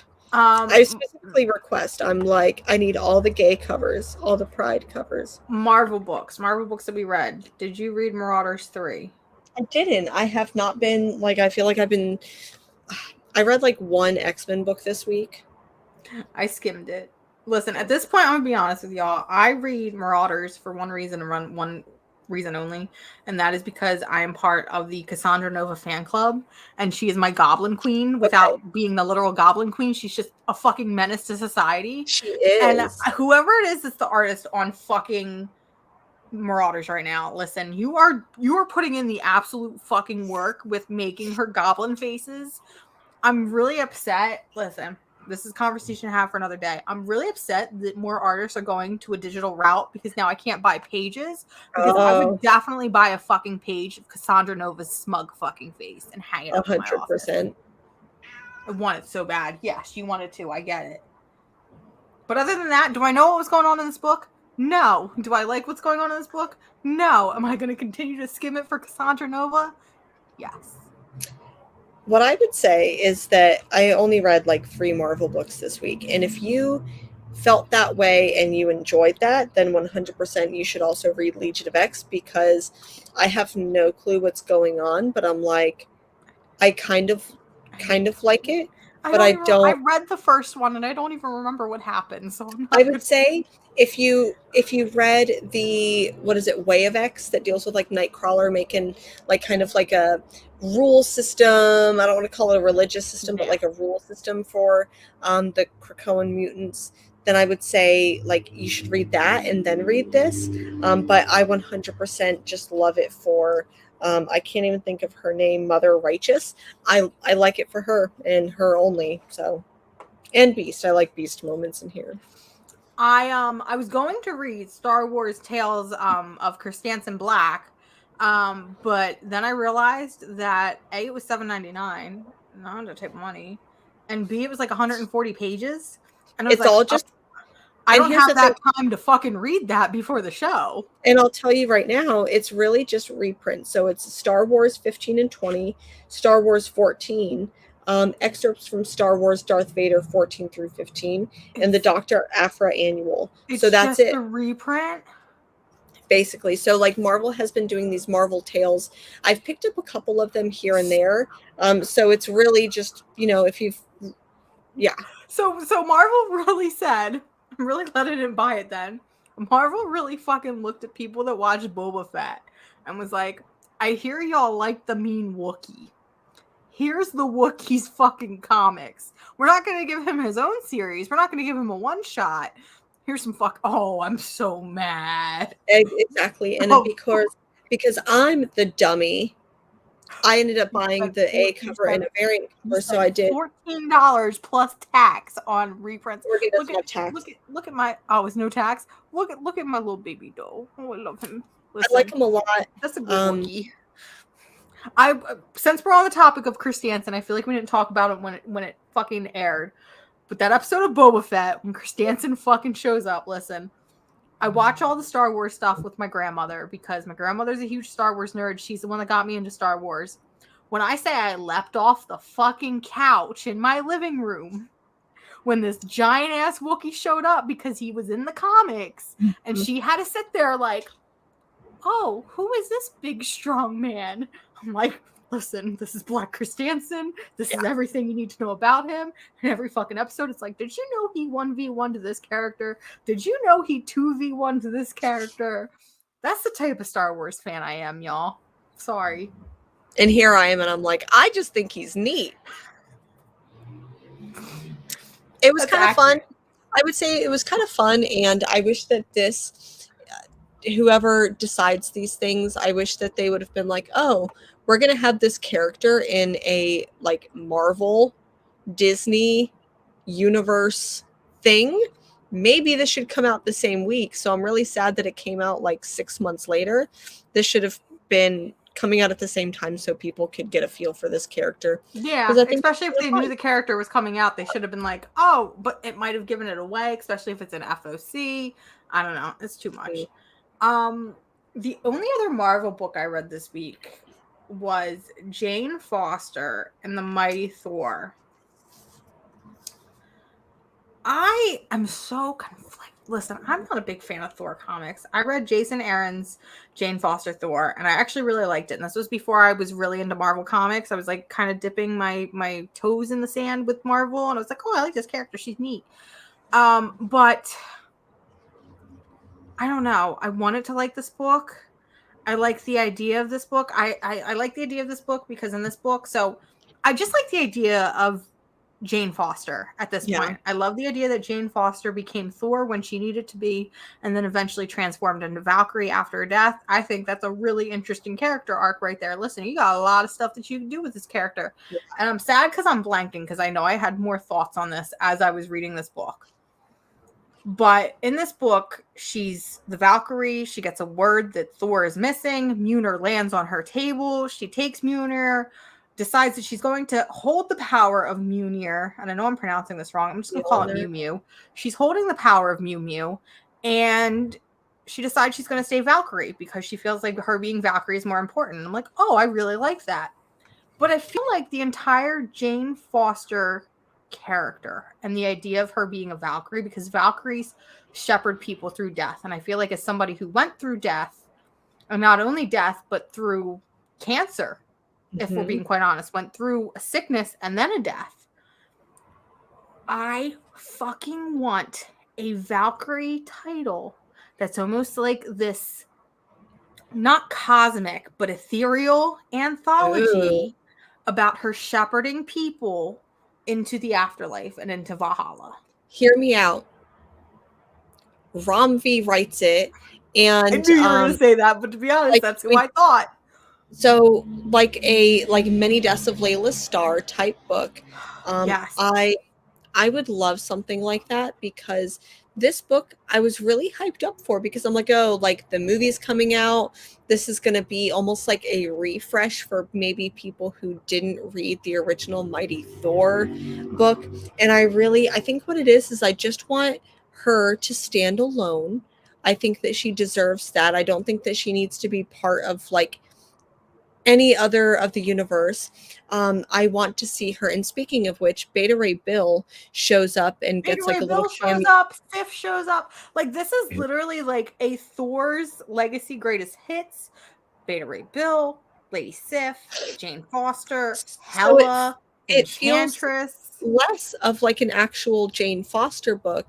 And I want to see like a 6-issue miniseries where it's like Beta Ray Bill, like something like that. What I do have to say, because I think you hit the nail on the head, like I really wanted to like it. I didn't love it for all those reasons that we just mentioned. What I have to say is the artwork on the inside is gorgeous. This Ryan Stegman cover for the A cover is probably one of the trashiest covers I have ever seen in my life. I think it's ugly. I didn't like the artwork on this book. And I think the reason why I didn't like the artwork on this book, oh my God, that is so ugly. What is with her face? What is with her face? What happened? Like Ryan Stegman, I mean... Does Ryan Stegman not know how to draw women? Has he been drawing like symbiotes and weird monsters for so long?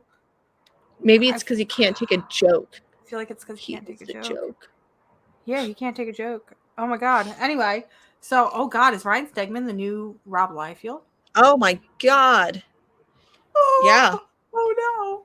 Yeah. But I feel like I didn't really care for this artwork, and here's my reasoning.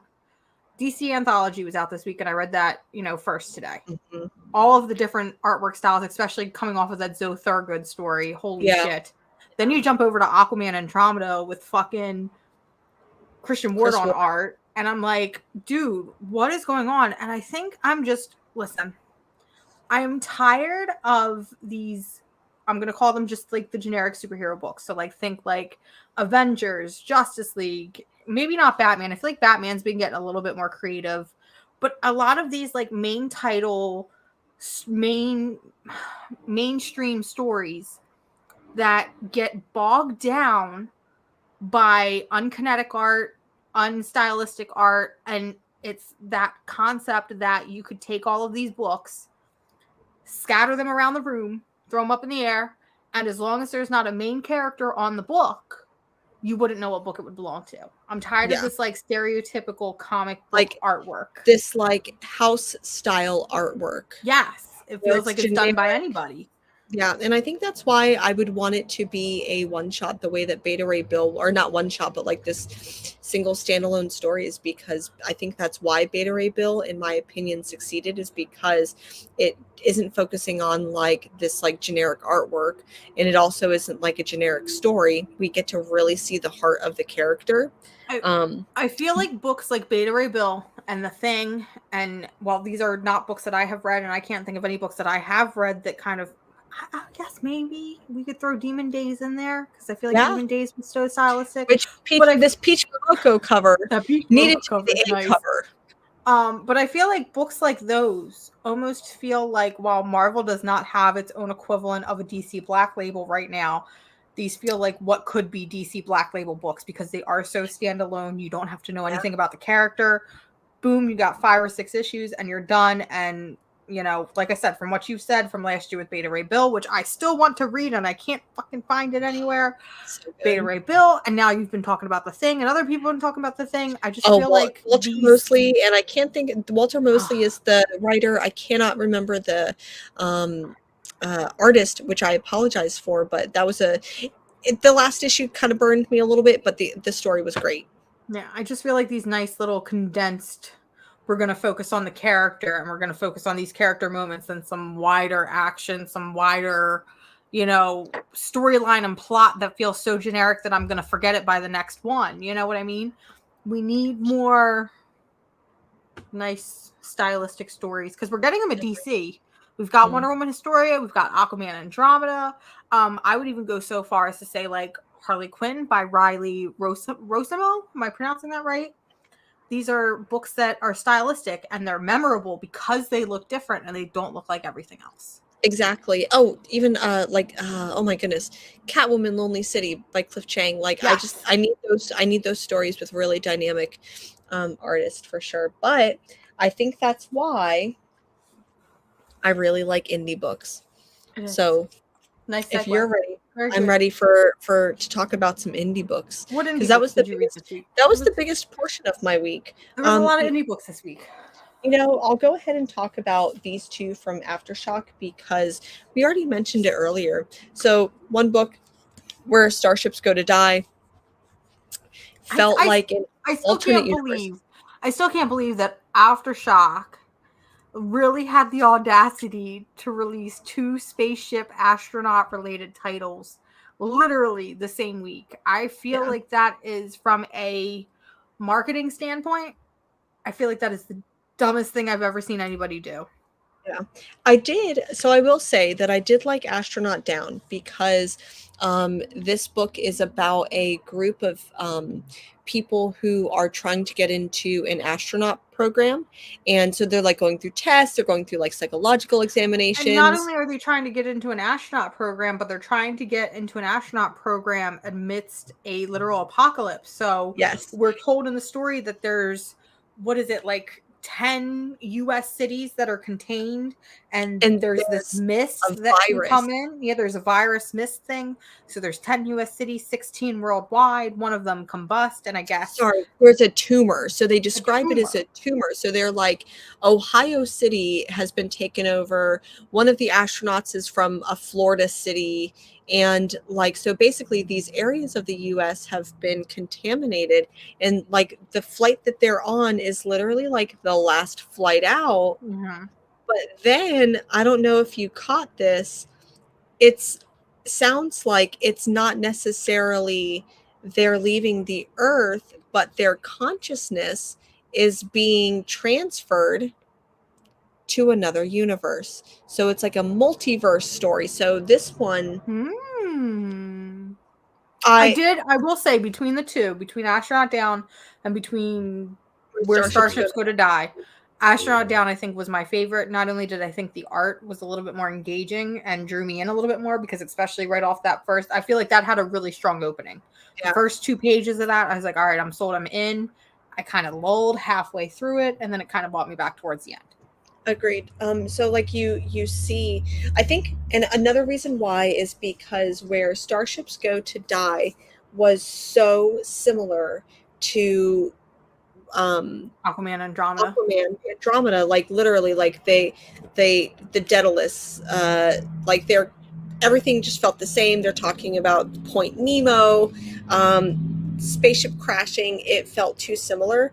I still really liked it, but I wish that if I had read this first before Aquaman Andromeda, I probably would have liked it more.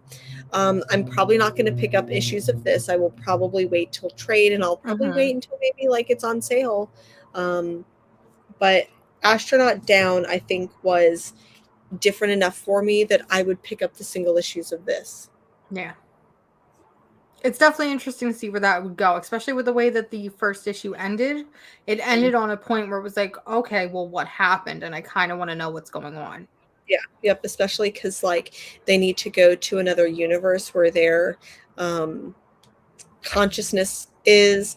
I really liked that, and I also really liked the world building that it did, where it was like this tumor is taking over the cities, and like you get it without an info dump, so it's not like the first page is just dedicated to like, welcome to the world in 50 years from now, and there's a virus that's taken over, but it's actually a tumor and it's taking over cities.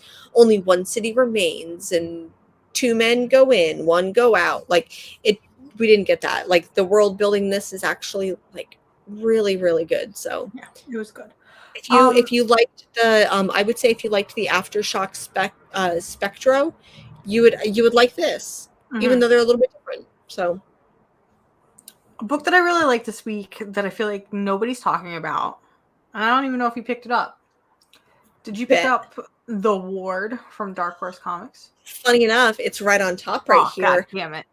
Yeah, of course I did. I had 37 books to pick up. So of course, what didn't I pick up? I think I like this book. I like it conceptually. I like the idea of it. I feel like, did it miss its marks on a lot of parts? Yes. Do I feel like it threw me right in and I was kind of overwhelmed and swimming? Absolutely. But I love the idea of this book. So The Ward essentially tells the story of a nurse who has left a hospital that pertains to monsters, fairies, creatures, you name it, it pertains to those. And I really like this fact because we're in this hospital and we see them operating on a minotaur. We see them operating on a merman. And I'm like, yo, it almost felt like nobody laughed. Nobody laughed.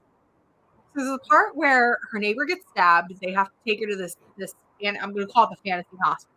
They have to take her to the fantasy hospital. She's with her neighbor who doesn't believe that this stuff exists. They're on a ambulance, and all of a sudden the ambulance goes through the wall. And all of a sudden you're met with the outside of the hospital and you see all of these like fantasy creatures. And the first thing that came to mind was Halloween Town. It felt like Halloween Town. Okay.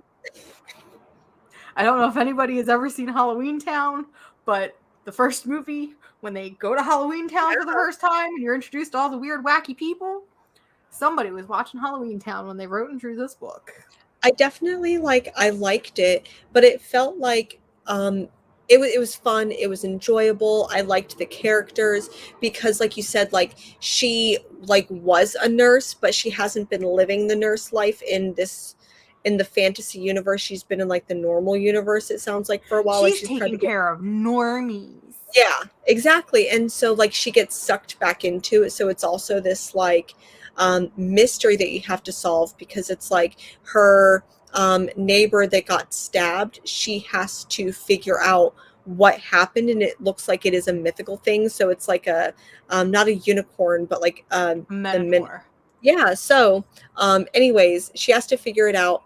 But it feels like this could have easily just been pitched as like hospital drama meets fantasy world. And I wish that it would have pushed the boundaries just a little wackier. It needed to be wackier. Very safe right now. I wanted to be like maybe more bits of humor because I feel like this took itself a little bit too seriously.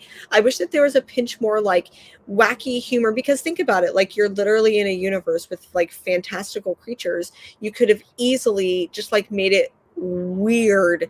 And so I know that typically Dark Horse, because Dark Horse is the one who publishes it, they usually do like 4 or 5 issue miniseries. So it is written by Kevin Scott, and the art is by Andres Ponce.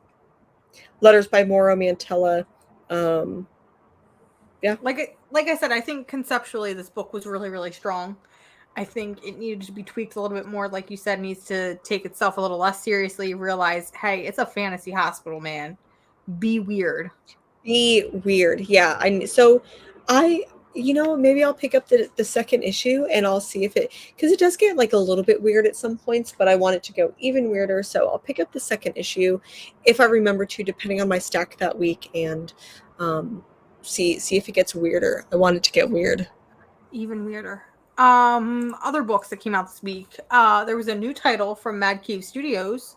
Potions #1 dropped this week, Yeah. and I read this book weeks ago, a month ago. I don't know. Mad Cave sent me a care package with a poster, and it's all in the corner now. But poster, little fairy vials, which I have over here somewhere, stickers, you name it, and then the first issue, and it is delightful. It is cute. It It is is. charming. It's a lot of fun.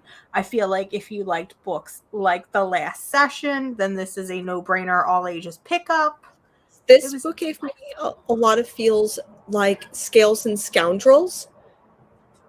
I don't know if you got a chance to read that one. It was published by Image originally, but then I think TKO picked it up.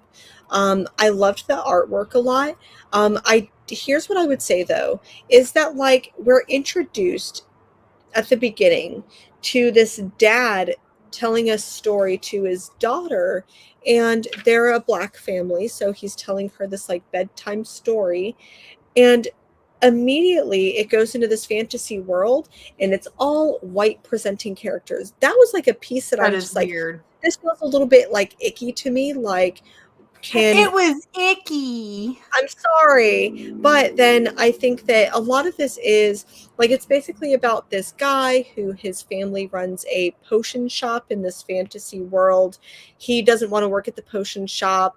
He wants to go on to do He wants things. to So go on he's an adventure and see the rest of the world. I mean, don't we all?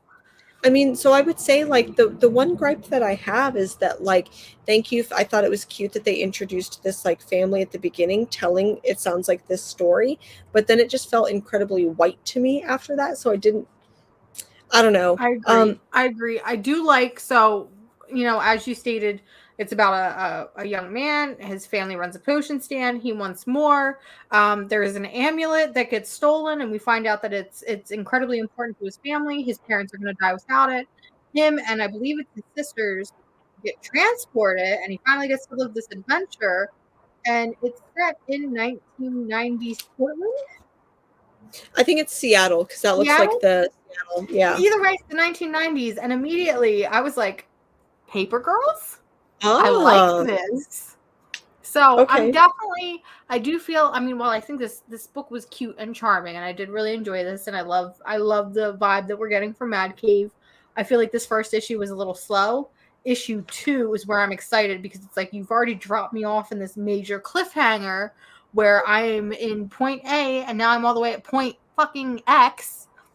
I need to figure out what's going on. So I'm excited for issue 2. This is definitely how you, I don't necessarily say this is how you set up a book, but this is definitely how you cliffhang a book to keep your readers wanting to figure out what's going on next. Agreed. And the criticism of the last book, The Ward, I wish it was weirder.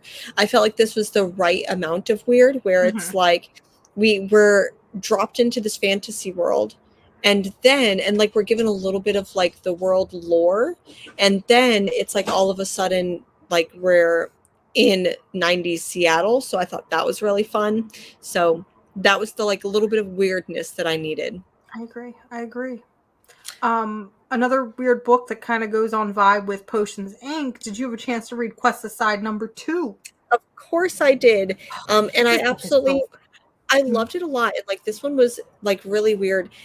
I would almost You think want to that talk about books that have the right amount of weird? This is it. This book is so fucking funny. it It's like that. is. It's like that dry, dumb millennial humor that I really fucking love. And I just love the idea that it's a fucking story set in a tavern, that if you've played D&D, you've probably been to this tavern. So it's This like is every D&D. This is the start of every adventure. This is the start of every D&D adventure. So I feel like you can add your own experiences to this book while reading it. And in issue 2 in particular, at one point, we're in an Adventure Anonymous support group. And so the tavern, the person who runs the tavern also runs an Adventurers Anonymous group. support group. It's AA for adventurers. And I really like the one guy where he's like, I once was in a small town and they asked me to exorcise a demon, and it was in a dog, and not just any dog, but a puppy. Yep. And then there's the other barbarian guy where he's like, I can't satisfy my wife without saying, what is it that he says? It's like, Oh, fucking, I forget. It's like tally ho or some, not tally ho, but it's like a by the power of whatever, like the power of Grayskull or some shit. And I'm like, yo, this is the funniest shit. Like, is this where my humor peaks? I feel like this is where my humor peaks. And especially like if you've ever had like a D&D campaign run by a DM who takes themselves so seriously, I hate that personally. I have to have a DM, and I try to be a DM that is just like adds humor and just like gets things going and allows people to feel like people instead of, I don't know, whatever. But I felt like this was that, like they're talking about humor, they're talking about the trauma. And my favorite one was whenever he's like, I had to corral a pack of ice gnomes, and like he's basically saying how traumatized he is that he had to kill a whole bunch of gnomes. Like that would be the reality of these people. This book is there was a book that came out and I can't remember what it was. I'm sure we said it in the first time we talked about this book, where it's like, this is what I wanted that book to be. And it's quirky, it's fun, it's cute. I love it. I feel like if you enjoyed Barbaric, which also came by Volt, and you enjoyed some of the humor that was in Barbaric, this is easily a companion piece for that. Oh, 100%. Like I could see the Barbaric universe being somewhere in here, like showing up somehow. I could. Yeah, shared universe. Absolutely. And you would almost think that like at this point comics would be saturated with like D&D themed stuff, but there's not. There's like 3 off the top of my head that I can think of. It's this, Last Session, and Die. Like I wouldn't mind more. Maybe it's because like I'm just like I've compiled a list of these things, but I feel like the non D&D books are better than the ones that are like actual Dungeons and Dragons. Yeah. I would even say I don't know too much about like Critical Role and Critical Role. I feel like I like these stories better. Like you said, Last Session, I like those better than the actual thing. So definitely gonna keep getting this one. It was funny. I really liked it. I don't know if we want to keep by publisher. I think that's all I have for like Aftershock and Volt. Yeah, I've got some Image and some other ones left. I have 3 left, 2 left. I'll go ahead and I don't know if you picked up this one, but Justice Warriors. No, I didn't, but I heard people talking about it. It was fucking hilarious. It's done by it's Ahoy. Okay. Matt Bors does it. So Matt Bors, they are a cartoonist. They did the like the little like meme cartoon that's like society is awful, but you live in a society. Anyways, this is written by them, and I swear to God, this is the funniest shit. Like if you like Mark Russell books, you should 100% be picking up Justice Warriors, because it's definitely one of those like superhero cop things, but also makes fun of and like is a satire book. This was absolutely excellent. It was hilarious. Like oh man, please pick this up. There's even a character, I'm probably going to bring it to the last page because I know that they're on it, but like a little poop dude. Poop dude. Little poop man. Little poop dude. I don't want to spoil anything, but it was absolutely hilarious. Please pick this up. The artwork was incredible. The story was funny. I loved it so much. A good book. It looks like Josue is saying the same thing, that they had a lot of fun with Justice Warriors. Yeah, What this else was did you good. pick up this week? But I Because you also got a picked bigger stack than I do. I do. I know it's already mentioned, but I picked up Twig 2. This one kind of going right along. They're looking for something. Let me think. They're looking for an ingredient to make a potion. And like, I love these little characters so goddamn much. Like, they're just, I'm baby Yoda-ing with these characters because they're so fucking precious. And I'm really glad that they didn't necessarily make them like stupid. Like, they're actually like really smart characters. At the end, this gets very cosmic horror, Stranger Things feeling, and I love it. So Twig's a weird book. I read issue 2. I don't think I'm reading past issue 2. Do I think it's a okay, great? I don't think it's. Here's the thing. I'm not going to say I don't think it's a good book because there's a lot of people that really like this book. I don't think that this book is for me, and that's okay. okay, I feel like this book was massively overhyped when it was released. I felt like Image thought that this was going to be a big thing for 2022. 2021 it had Stray Dogs. 2022 they were going to do it with Twig. I feel like it didn't hit that mark. Not only that, but I feel like Twig is a very fucking weird book for Image to publish. It just does not fit in with the rest of its lineup. I feel like I think you're kind of right. I was thinking about it today and I'm like, Image really doesn't do a whole lot of all ages story. They tend to do that more mature storytelling. And Yeah, then it made me also think Image does not have like a young adult, younger person imprint line. And I feel like that's they. something that they talked about at one point doing, but we really haven't seen it too much. This book, Twig, this belongs at Boom.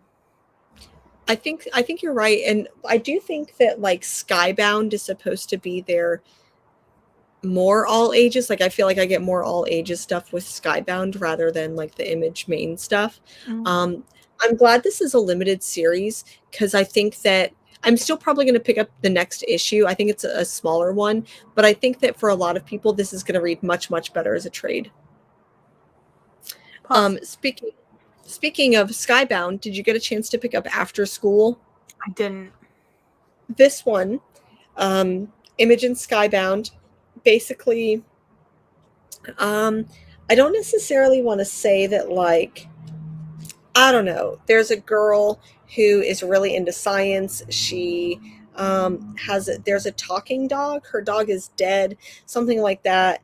I Is the dog talking or is the dog dead? The dog talks, but I think the dog is also dead or it's haunted. Um, The dog is I haunted?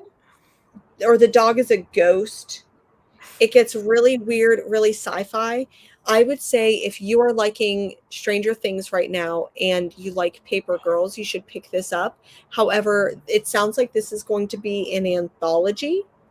So I don't think that we're going to get these same characters in the next issue. Um, But is the dog okay? the dog is okay. Okay. The dog is okay. Yeah. Okay. Yeah, As I long think as it's the dog is okay. yeah.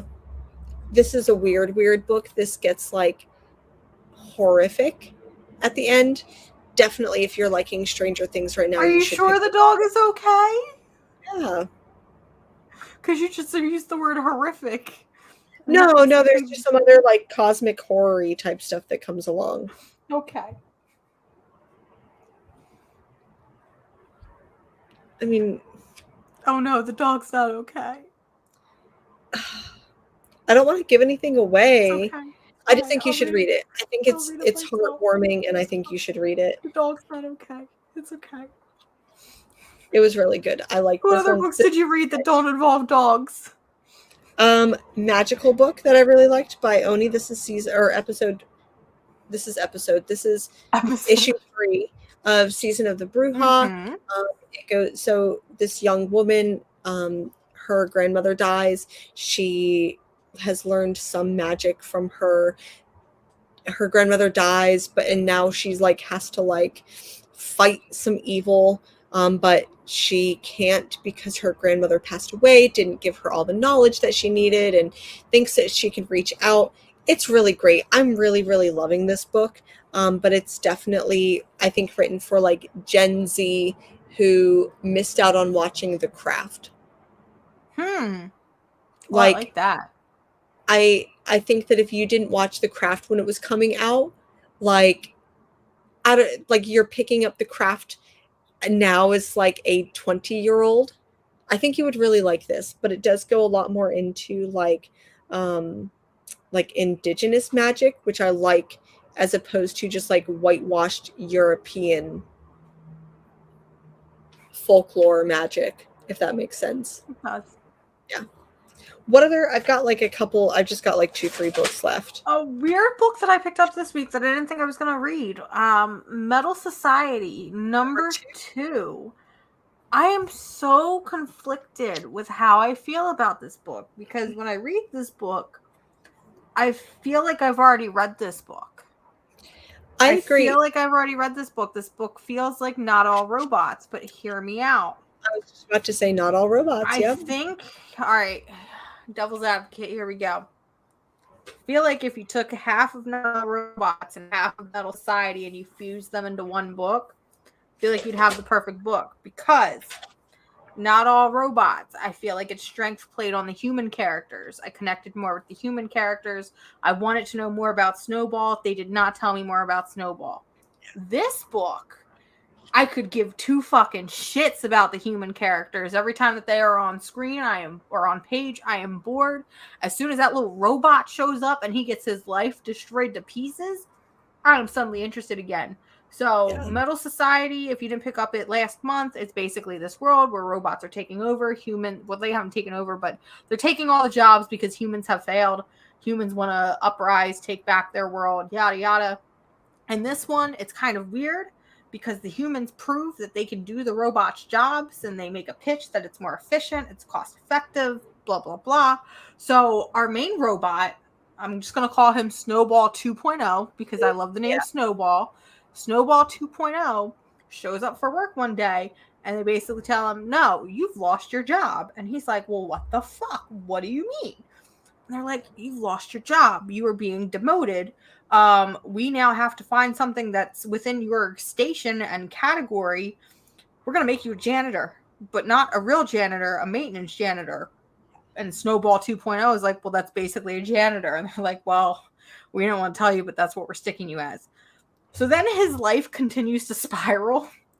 And we find out that Snowball 2.0 is losing his home, because I guess now that he is underneath another station, he doesn't get to live in this house. So then his charging station isn't nearly good. And to make matters worse, his woman leaves him, which I think is fucking hilarious, that he's lost his job. This is like a country western song. I've lost my job. I lost the house. I lost the girl. I lost the truck. And his fucking solution is, I'm gonna fucking fist fight a human. Like, that's his solution, is I'm just gonna fist fight some random person. Which I get. I love it. Fight, fucking choose violence. I love it. So, like I said, I like the human side of Not All Robots, but I love the robot side of Metal Society, and I wish that these books could be split apart and Frankenstein. Split apart and then Frankenstein. I think that like this feels like Not All Robots felt like you heard it from the human's perspective with a little bit of like the robot perspective, because in this one you do hear more from the robot perspective. Like you see like the robot podcast, which I thought was really bad. Yeah. So this one is a delightful read. It's funnier. Like Not All Robots had a lot more like funnier jokes in them. Yeah. But this humor is a lot more subtle, and I like it. I 100% get the comparison, but it is a completely different book, and I like that because I want to see more of the violence. I want to see more of the like human versus robot, not just from like a philosophical standpoint, but literally like human versus robot. That's what I want to see. And books like these, honestly, they astound me, because this book and Not All Robots came out so close together. But they are essentially the same fucking plot. But when we look at indie books are written years in advance. Yeah. They're usually pre-written completely, and then they're pitched to a publisher. So more than likely, Not All Robots and Metal Society were both finished, completed, pitched to their respective publishers, waiting for approval, waiting for printing. Yeah. But they are so close in story, and it just makes me think, of Jason Todd and Bucky Barnes, because both of those characters were wards of their fucking heroes, were killed, bought back, became these vengeful fucking anti-hero vigilantes, and these books were published within the span of a month of one another. Fucking tell me how that happens. Yeah. Like, Ed Brubaker and Judd Winnick must have been sharing a hotel and swapping stories, because there's no way that these two stories are so fucking similar and come out in such a short amount of time. It's fucking nuts, and I love it. I love it. I have conspiracy. It's like a comic conspiracy. I would 100%, even though this is the second issue, I would say 100% pick up Metal Society. It's fun. I like it a lot. If you want to see a sad robot, pick it up. Garame Balby, Marco Lesko, and Troy Pateri. This feels like an AWA book rather than Image. Top Cow Image. Oh, Cow Image. Mm-hmm. I think that was my last indie book. Oh, okay. So I've just got 3 more. I'm going to go through these pretty quick. So I got Code 45, which is published by Scout. I really liked it because it felt very poetic. And almost so this like young person is. What? You went nah. Well, because I was going to say, like, for some reason it reminded me of something, but I'm thinking of a completely different book.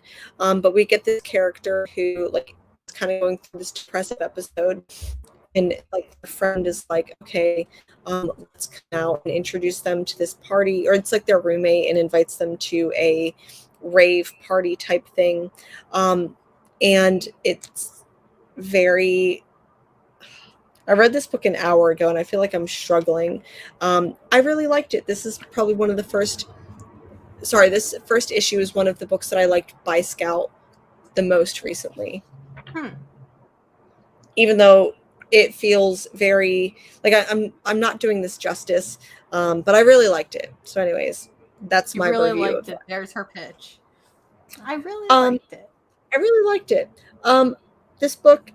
I feel like I wish that I liked it more, but I was kind of confused. But Doctor Who, and it's got this doctor, I forget the name of this doctor, but there's a specific, is it like fugitive doctor. I haven't been introduced to her, and this was a pretty good introduction. It's written by Jody Hauser, and I forget who the artist is. Roberta Ingranata. It was good. But I feel like I haven't caught up on Doctor Who enough to know as much as I need to. Last book on my indie book list is Dune, The Waters of Camley, #2. Of course it was. I'm not saying that I don't like this book, but I think that at this point, Brian Herbert and Kevin J. Anderson were like, you know what? Let's write Dune, but pretend there are no women in the Dune universe, because the main Dune story and all of the other, like, spin-offs have barely featured a female character in it. So I really feel like they're just like Dune, but even less women and less diversity. That's how this feels. So big yike. Anyways, I feel like I'm falling out of love with the Dune spin-offs, but I still love Dune. So, but she still loves Dune. I still love Dune. Gotta. That's all the single issues that I have. What else do we have? We have queer comics. Lots of queer comics, because it is Pride Month, and it would not be Pride Month without talking about some of our queer comics. I feel like these we won't go into as depth as much. We'll kind of like rapid fire them and talk about why you should be reading them, not only during Queer Comic Pride Month, but during every fucking month, because queerness is forever, and it's not just for 1 month. We are queer 365, 7 days a week. So the first one, which you have back there, is Poison Ivy Thorns, which is one of the lovely DC all ages graphic novels. This is probably my favorite one that they've ever published. It kind of has inklings of horror, along with some sapphic vibes. Listen, it is sapphic gothic horror with Poison Ivy, and it's really good. It's a good book. It definitely gets into that, like, psychological trauma of not necessarily like trauma directed at someone because they are a queer person, but trauma that queer people can identify with, especially Yes. because in this book it features Poison Ivy's family and like Poison Ivy's mom and dad and And having to keep a family secret. abuse and things like that. But exactly like you said, where it's not necessarily queer abuse, but it's definitely relatable abuse that you can resonate with. And Greg is showing up at the abuse section of the show. I apologize, Greg. We're talking about queer comics, okay? So get a checklist and mark them down. Because there's a lot here. I don't know if I talked about this book last year, but I was looking at my shelf and I'm like, I don't talk about this book enough for it being my favorite manga of all time. And yes, I said manga. This is Paradise Kiss. Oh, It I is thought it was my going to be a different one. it is my favorite manga and my favorite anime of all time. Oh, Is a hear me out. It is a fashion school romance novel. But it is really fucking queer. So it's basically this young girl who is in like an abusive relationship with her mother. Her mother is forcing her to go to fucking school. God damn it, mom, you're forcing me to go to school. She's forcing her to go to like college and pursue a career that she doesn't want to for the sake of being successful when Yukari really just wants to do something for herself. And she ends up doing so through modeling. And she finds a group of kids that belong to this fashion school and they need a model for their presentation. And she becomes a part of their inner circle. And again, it's a lot of expressiveness through queer, relatable instances, but also there are queer characters. So I read this book in the 8th grade, and this book taught me simultaneously what it meant to be transgender, because there is a transgender woman in this book. And it also taught me the idea of bisexuality through a bisexual man as its main character. And I feel like that's not, especially coming from 2000 and God, like 10, oh, 2008. No, wow. I lied. It had to have been sooner than that. Hold on. Hold the phone. Where is copyright in a manga? There's got to be copyright. 2001 is when this book was published. 2001, we got Paradise Kiss, and not only did we get transgender representation out of Japan, but bisexual male representation. And I feel like we don't even get that much these days. So I think especially at that time there's one book, and I'm struggling to even think about the name, but it's like just the main character's name. It's not like Justine or something like that, is but it Nana? no, it's a different one. But I would say if you like that book, I don't have it right here behind me. But you may also want to check out Boys Run the Riot.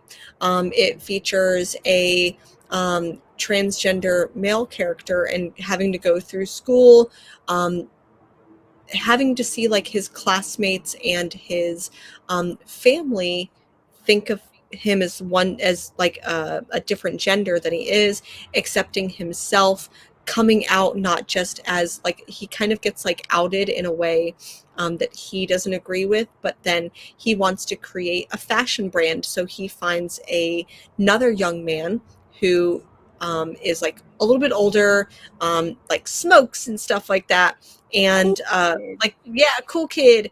And so like they kind of become rebellious, and Boys Run the Riot is really great. I think there's 4 manga volumes, so I feel like if you liked that one, you should also read Boys Run the Riot.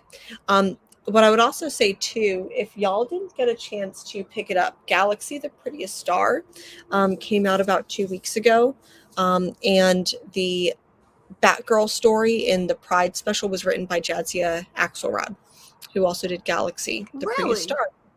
Star. Yes, new character. You may have gotten the free comic book day special, but this book is really good. Loved it. Loved it. Loved it. Loved it.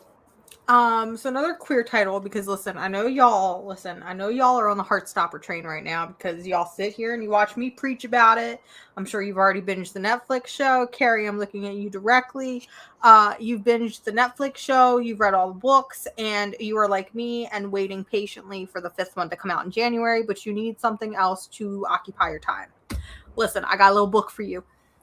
called Bloom, published by First Second Comics. This book, I was talking about this book with my partner the other night.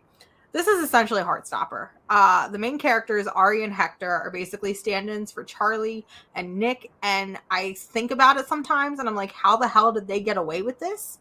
But at the same time, it still tells a really cute coming-of-age story between two young men, finding themselves, finding each other, being in a relationship. It's really, really cute, done by Kevin Panetta and Savannah Ganeshow. It's really cute, and I feel like not a lot of people talk about this book because Heartstopper definitely overshadows it. But it's, again, if you're looking for that feel-good romance, coming of age, Bloom is it. And basically anything published by First Second is gay, and you should be reading it. It's true. First Second does have a ton of just like really great queer young adult books, which is great.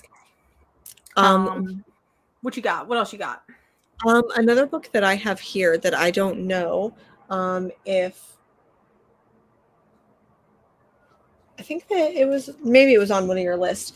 I'm not going to pull it down, but Girl from the Sea by Molly Ostertag was so great. And one thing that I love about it is that it features this young woman who is like, I'm graduating high school. I'm a lesbian. This is a secret. I will come out when I am not in this place. Like when I leave here, I need to leave this small town, and then I can be who I am. And I think that that's like a conversation that a lot of young people have, where it's like, I can go be a new person somewhere else where people don't see me as straight. Like, or they don't know who I am, and I get to reinvent myself. Exactly. This is a book that you put me onto last year. It is super cute, super heartwarming, definitely an all ages sort of story. This, I'm actually surprised, is not published by First Second Comics because it feels like a First Second book. Not only that, but this book is only $15, and it is a chunky boy. So you are definitely getting bang for your buck. It's really cute. I really love this book. I definitely want to reread it soon. So this is going to be a weird one to have on our queer pride list, but I need y'all to hear me out. Okay, let me process my thoughts, and then you'll understand. Secret Six by Gail Simone is your perfect pride read month, and here's why. This book is so fucking gay without being blatantly gay. See all these characters here, except for this one. This one doesn't count. They're all fucking gay, and here's why. Catman, confirmed bisexual man, who has very gay feelings with Deadshot. And I feel like Gail Simone pitched to DC that she wanted to make Deadshot have a thing with Catman, and they told her no, but she fucking did it anyway in the closest way she fucking could. You have Scandal Savage, who is a confirmed lesbian, and listen, she fucking goes to hell to recover her fucking girlfriend Knockout, who, by the way, is a Fury from Apocalypse. Sound familiar? It's basically Angela from Marvel. Angela, exactly. Basically Angela from Marvel. Hear me out. There's a little parademon here and a little ragdoll here. Gail Simone disconfirmed it, but she also told me that I can take it however I want. These two characters are basically fucking queer, and I love it. And then you also have Bane, who is written very asexual-like until Gail Simone puts him on a date, but we can just disregard that. It's fine. Asexual people can still go on a date. Well, they boink, and it was kind of weird. Okay. They boink. Yeah, asexual people, that was wrong for me to say. Asexual people definitely can go on dates, but when they boink, still, asexual people still they boink, They boink. But this book is gay, and it's fun, and it's great, and it's Gail Simone. What other reason do you need? Well, one of the other books that I have that I just picked up this last week or the week before is Kisses for Jet. And this is another like young adult kind of like memoir. I've talked about genderqueer a lot. I really love it. If you still need to read it. It's so good. If you've read this, or if you've read Fun Home by Allison Mitchell, then I think that you will see like Kisses for Jet is basically are they Swedish, but he sees himself as Kurt Cobain. So as a young person, he identifies with this, and like there's he takes pictures and like cuts like the body off and puts his head on a picture of Kurt Cobain as a young person. And so you see this like relating to, I see this either in media or music or books or something that's just a little bit different, and like I'm finding my sexuality as I'm coming of age. This is beautiful. This is a really, really great book. And I think, I don't know if Josue is still here, but I know Josue also got it. And they've been reading it, and really, really good.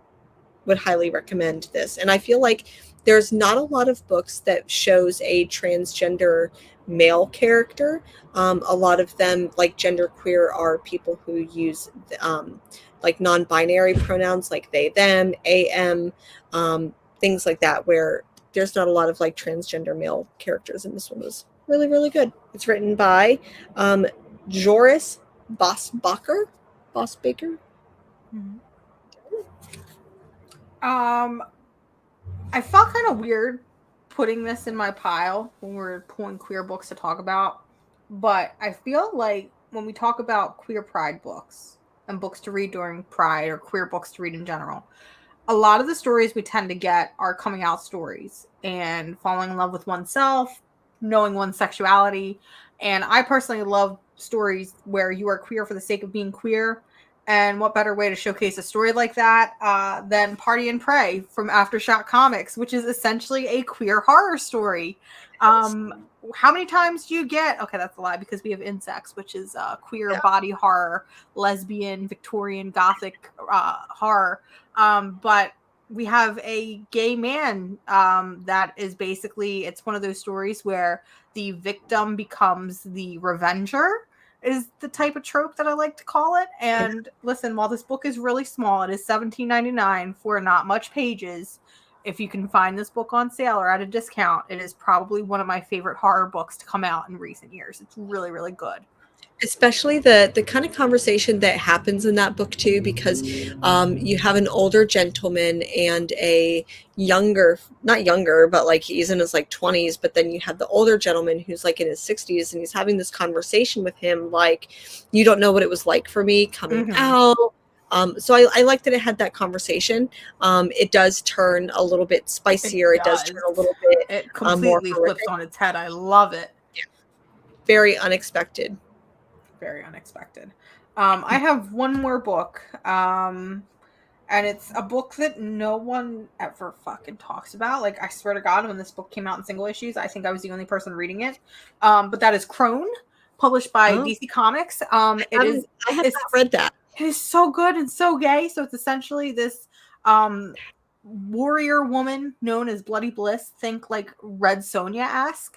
But she is a lesbian, and she essentially grows old and kind of shuts herself away from the world because, and again, I don't like when books do this, but her queer love interest dies. And then we find out that her queer love interest is alive, and it's basically her going on one last adventure and getting revenge.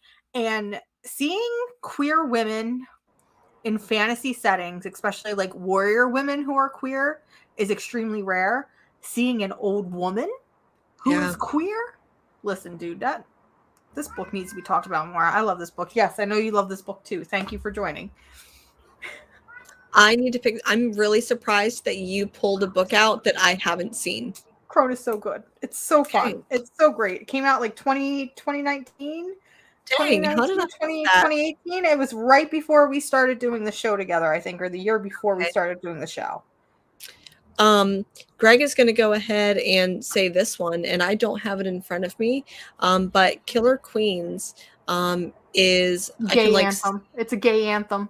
It is. It's like Star Trek, but if Star Trek was gayer, because Star Trek is very, very gay. The same way that X-Men is gay, Star Trek is very gay. And Killer Queens, written by David Boer, and is it Jessica Balboni does the artwork? Incredible queer sci-fi. Like, I love sci-fi. I love like this idea of like queer people in space. This 100% does it for me. It's so much fun.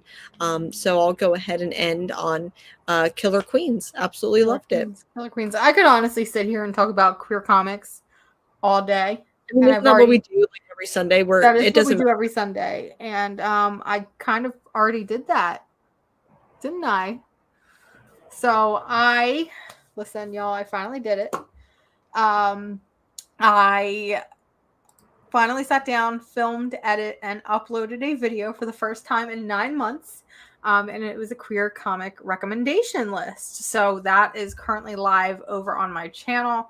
I will link it down in the description, or not in the description, in the comments below. If you haven't checked that out, I would really appreciate it. Because I already have new content, more content on the way. It's really cool, like knowing, like getting kind of like previews, because you'll be like, hey, here's this idea that I have, like, is this a good list? And I'm just like, oh my god, that's the best list ever. And then I get to like see kind of like behind the scenes of this like video getting like made, and then I get to see the video, and I literally, like, I know I've told you this before, but like, you inspire me so much. Like, I watched your queer recommendation video and I'm like, okay, I need to get my ass in gear. I've had a couple of ideas for quite a long time of book recommendations that I need to do. So please, y'all, if you are not following Mars on her channel, do it, because she's putting out, I mean, you said you haven't put out content in a little bit, but sounds like more is going to come out soon. Please, please, please go follow her. And that means so much to me, because when I curate these lists, I try to go for the not as obvious titles. Yeah. And it's weird because, you know, I could have a book like Crone, which you said you've never really heard of, or you never picked it up.